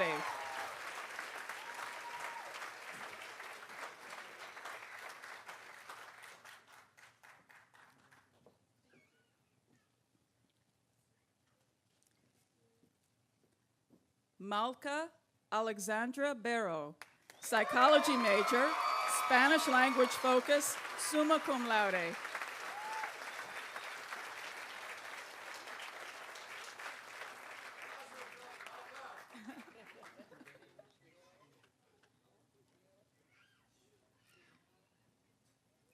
Jennifer A.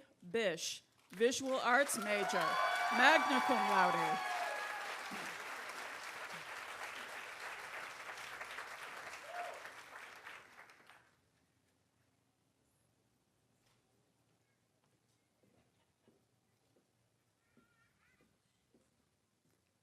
David D. Blakesley, Media Arts major.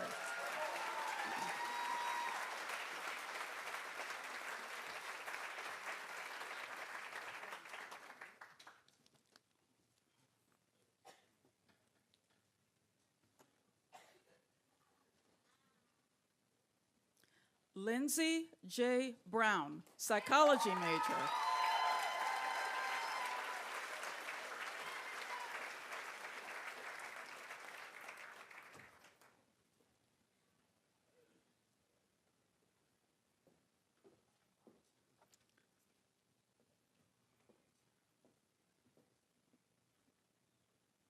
Connie Brunson, media arts major.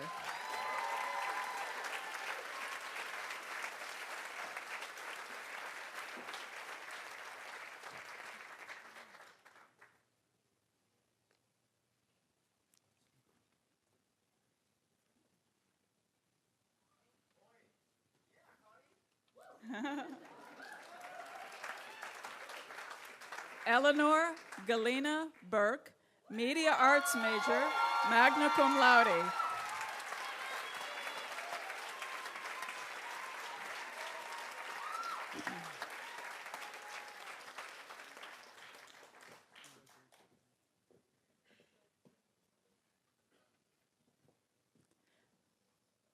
Renee Lenore Birkenmeyer, visual arts major.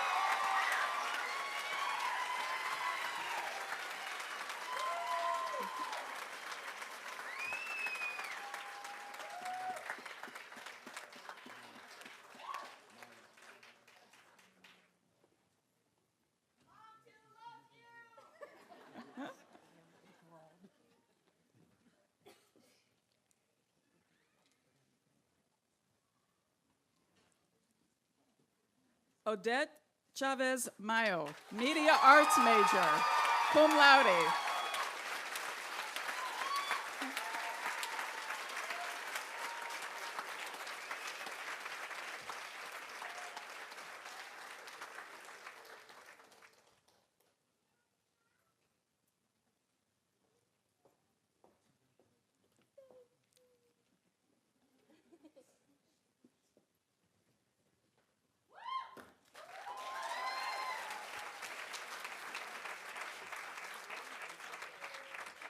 Samuel B. Edwards, political economy major, cum laude.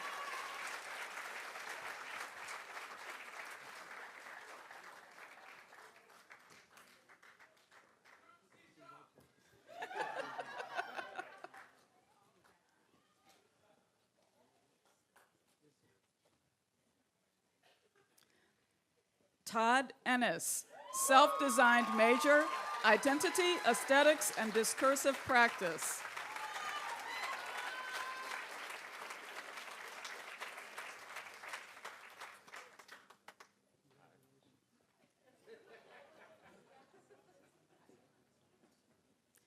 AJ Fouts, political economy major, Japanese language focus, cum laude.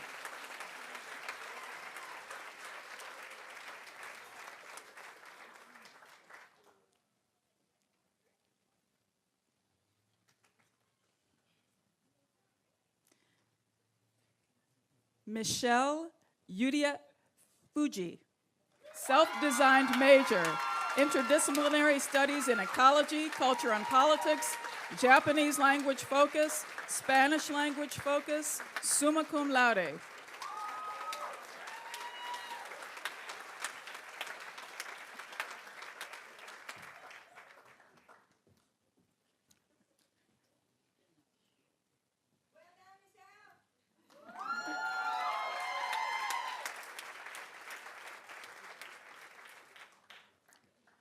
Coco Gagne, philosophy major.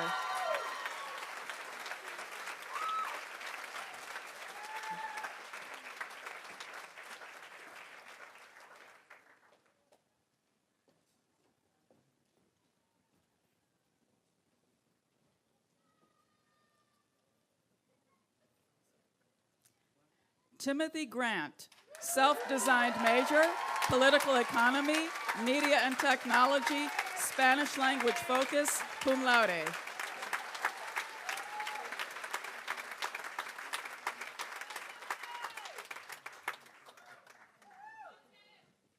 All right, Timothy.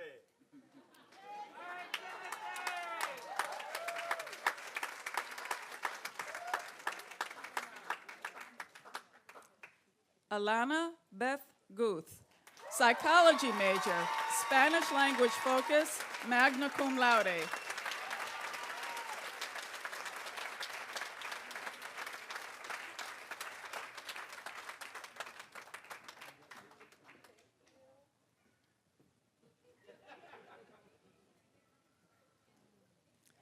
Rose Hardesty, literature major, magna cum laude.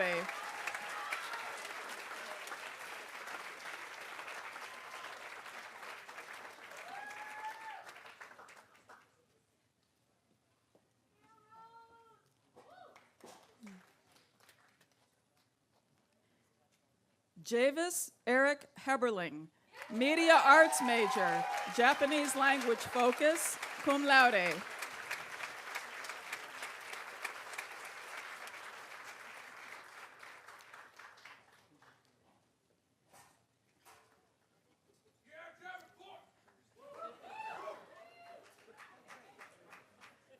Tony Sarah Jonas Silver, self-designed major, art practice as prefigurative politics, magna cum laude.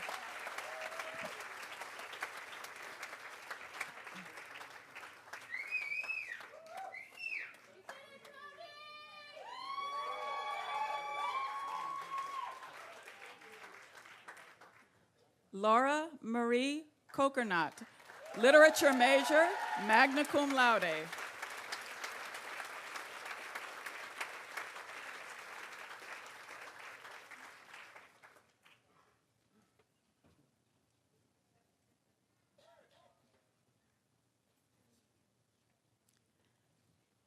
Catalina Cielo Lameres Noble, political economy major, magna cum laude.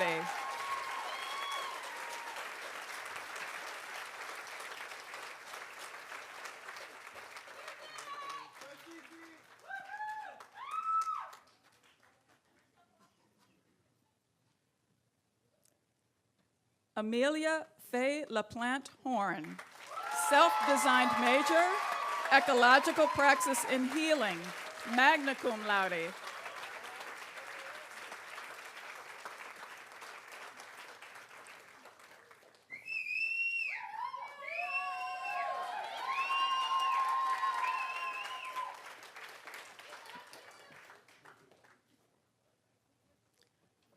Ian Christopher McClung, media arts major, cum laude.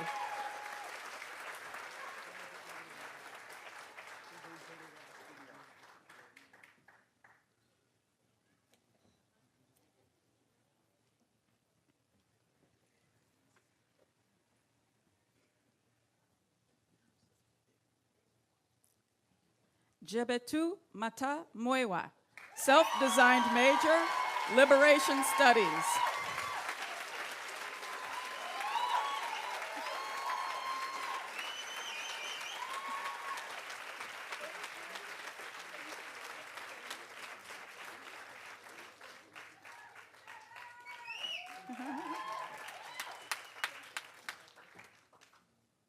Scott Alexander Montgomery, political economy major, magna cum laude.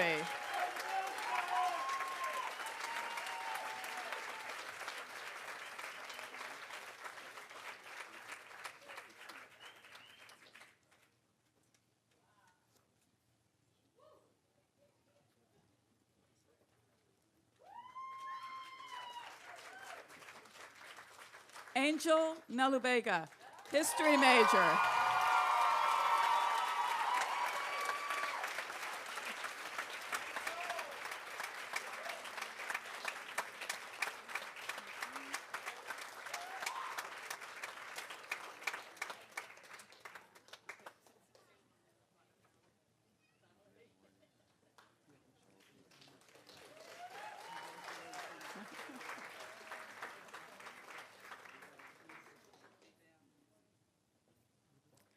Charlotte Norman, Media Arts major, magna cum laude.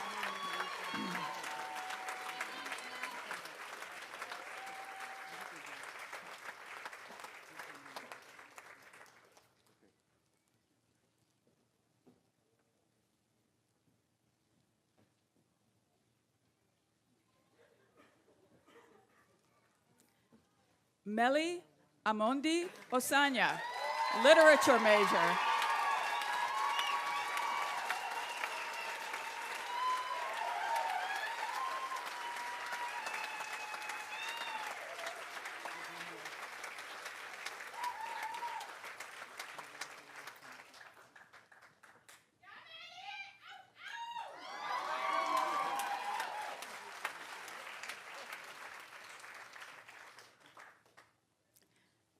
Angelina Rodriguez in absentia, literature major, cum laude.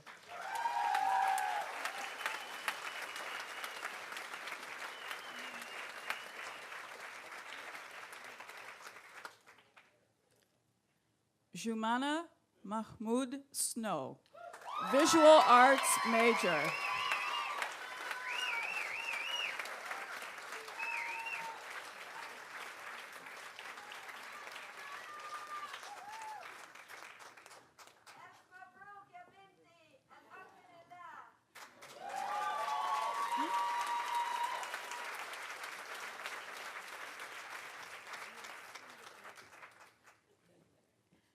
Aiden M. Soguero, self-designed major, film and literary craft, cum laude.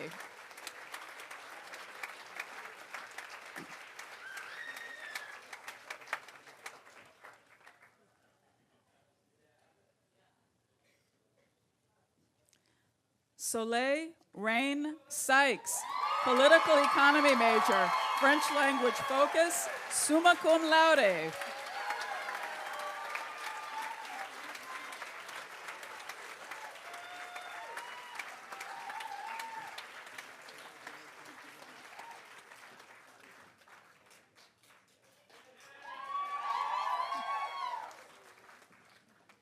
Catherine Elizabeth Tisch, media arts major.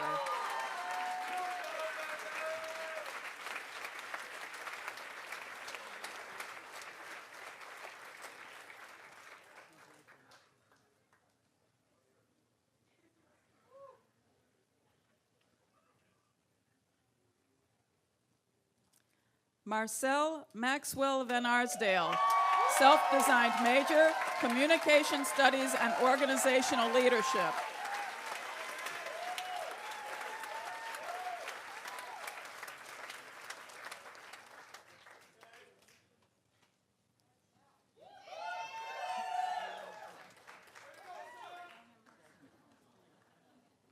Esme Campbell Westerlund, self-designed major, a humanistic exploration of visual and embodied storytelling, magna cum laude.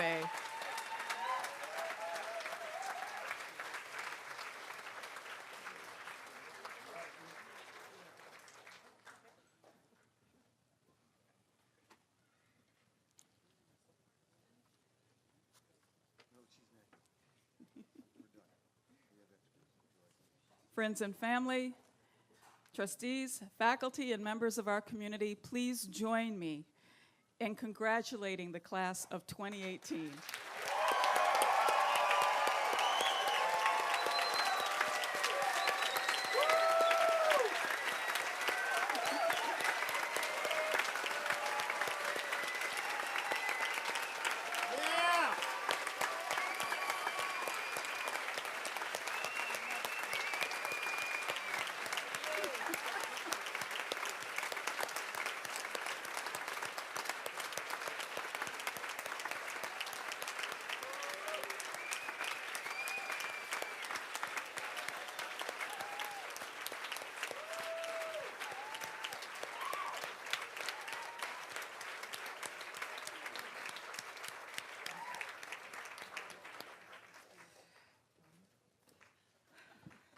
And as we collect ourselves, please welcome Karen Mulhauser, President of the Antioch College Alumni Association.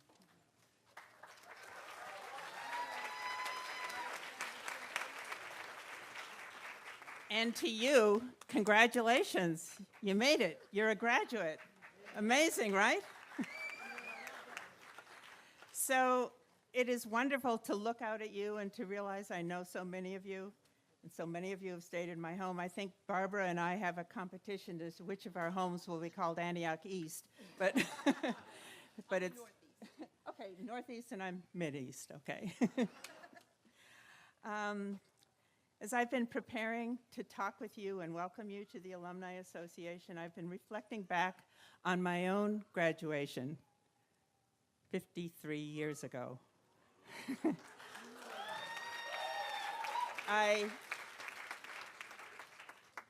Our speaker was Martin Luther King, my graduation.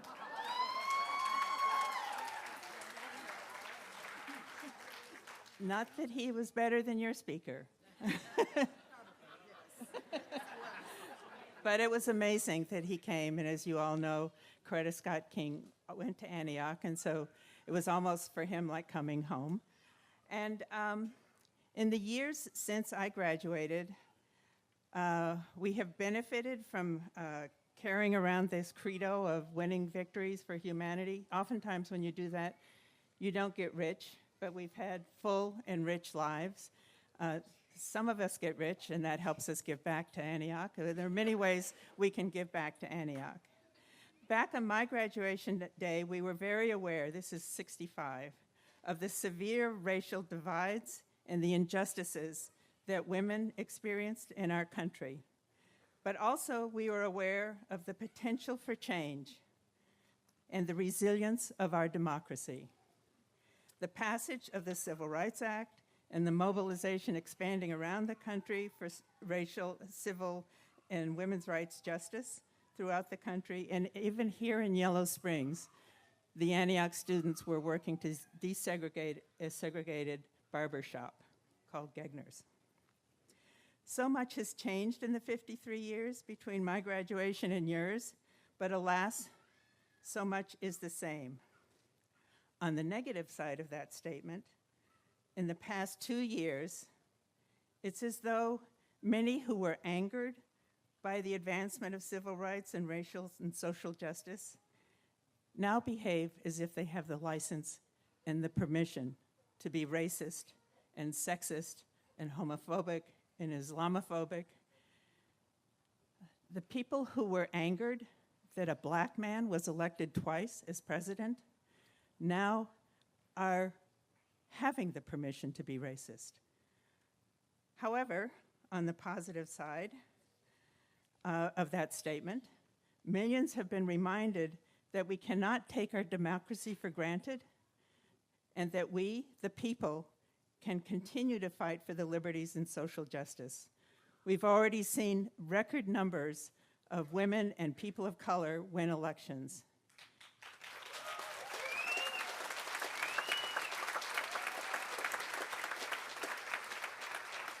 And down the road, they will win victories, some victories for humanity. And I want to echo what Barbara said earlier about the importance of voting. This is how our democracy is resilient, is if we register everyone we know, we look at the candidates, and we vote for those who support our principles. Some have suggested that I've never really left Antioch, even though I graduated in '65. For some of you, your parents were not even a twinkle in your grandparents' eye when I graduated. Since graduating, I have served on the Alumni Board now, and as chair of the Alumni Board, president of the Alumni Association. Again, I served in the '80s in that capacity. And I was deeply involved in the effort to keep Antioch from closing, and then along with Barbara, and the efforts to get it reopened. And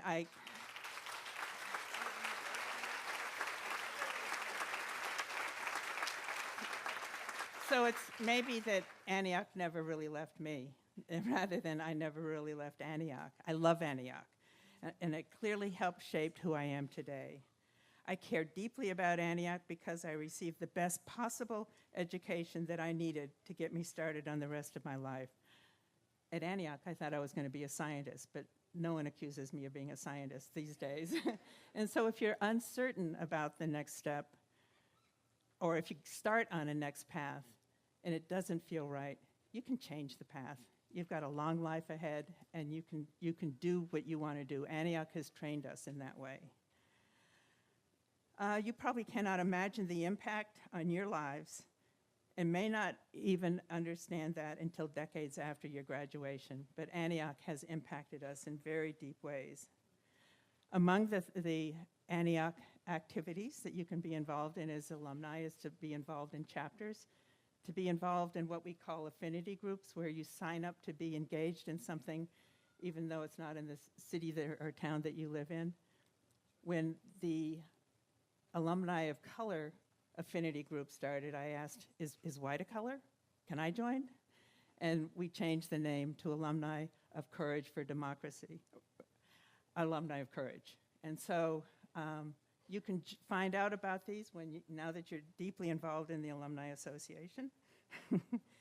And Nash and Jen, you may know that you're an Antiochian when you think you don't want to come back in 3 weeks for your first reunion. But maybe you do. You'll know you're an Antiochian. July 13 to 15, and you know the address. And so I'm also pleased at this time to say that for your first reunion, you get a reduced price. So talk with us about that.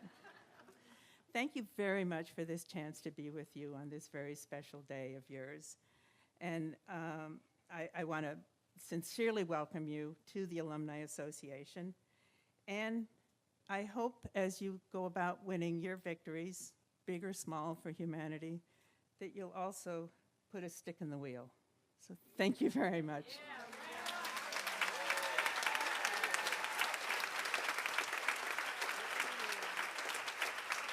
So one very final remark as Tom comes up to the microphone for his final remarks. Some of you may have noticed that I walk around our green spaces looking at the ground. I have found 5 4-leaf clovers. Antioch is going to have good luck. And I found 1 5-leaf clover, which has got to be extra special luck, and I give it to Tom.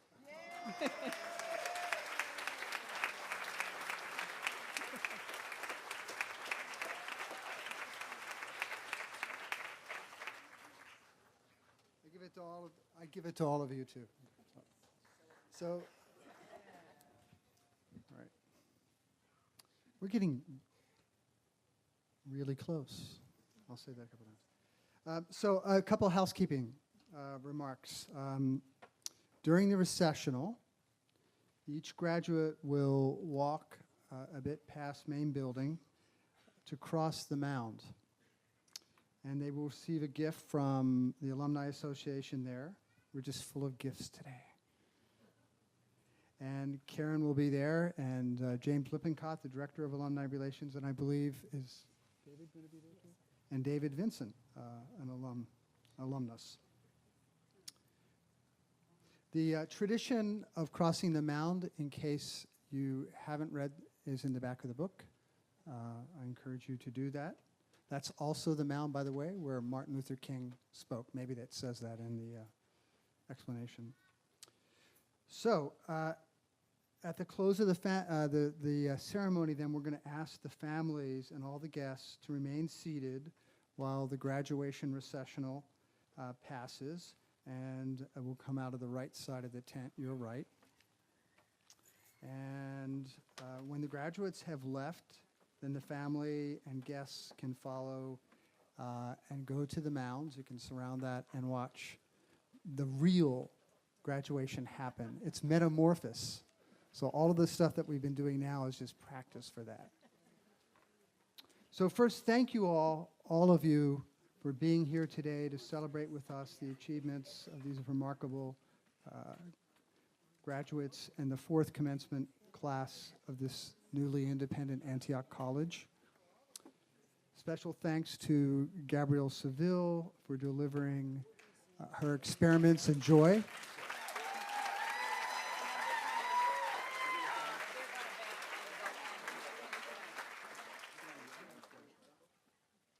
You don't have to be at a commencement to practice those, by the way. And again, we are getting close. All of the speeches, I think, are done now. Oh, I also wanted to actually congratulate again the student speakers for those remarkable. We've made an executive decision.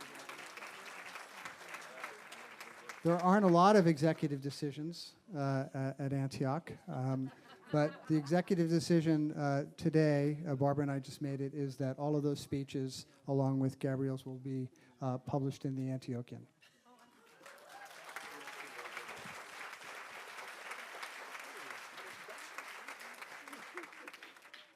So, it's at this point that there are only a few last words to offer. And it was at this point, nearly 160 years ago, that Horace Mann, the great president, great educator, abolitionist, and the first president of Antioch College, ended his commencement address, which, by the way, I think took something like, Scott, was it like 2 or 3 hours? Just his address. And everyone had to wear wool suits. Maybe next year. So you know these words very well. All Antiochians do. All of you should know them if you hang out enough with us. So let me hear them. I'll start. Be ashamed to die. Yes.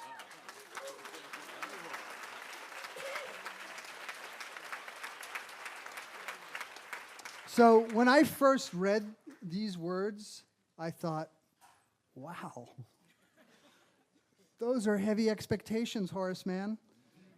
It would be too hard to imagine setting a bar that is any higher for you, and I don't think we can or we should. Instead, I always at this point like to call everyone's attention to the words that come before a man's charge, because they hold for me a key and the real poetry of the idea. He said before all the stuff about being ashamed to die, I beseech you to treasure up in your hearts these my parting words. Treasure up in your hearts. A lovely, touching way of saying, people, don't forget this. But it's more than that, I think, because of where he is locating the idea. Not hold in your heads those brain-filled powerhouse thinking machines that have no off switches, but in your hearts. The heart, that often overlooked, underrated, underutilized miracle of our bodies and of our universe, our hearts, the beating, living thing over which we place our hands to swear and to promise and to show our sincerity and intentions and to show our love. So before you set out to win victories or take on the burdens of shame for failing to do so, consult your heart. It's far bigger and fuller of wisdom than you might imagine. But like any muscle, you have to use it. Allow your hearts to open to the world and to yourselves, class of 2018. And our hearts and our love go with you. And now, friends, please join me in congratulating one more time the class of 2018.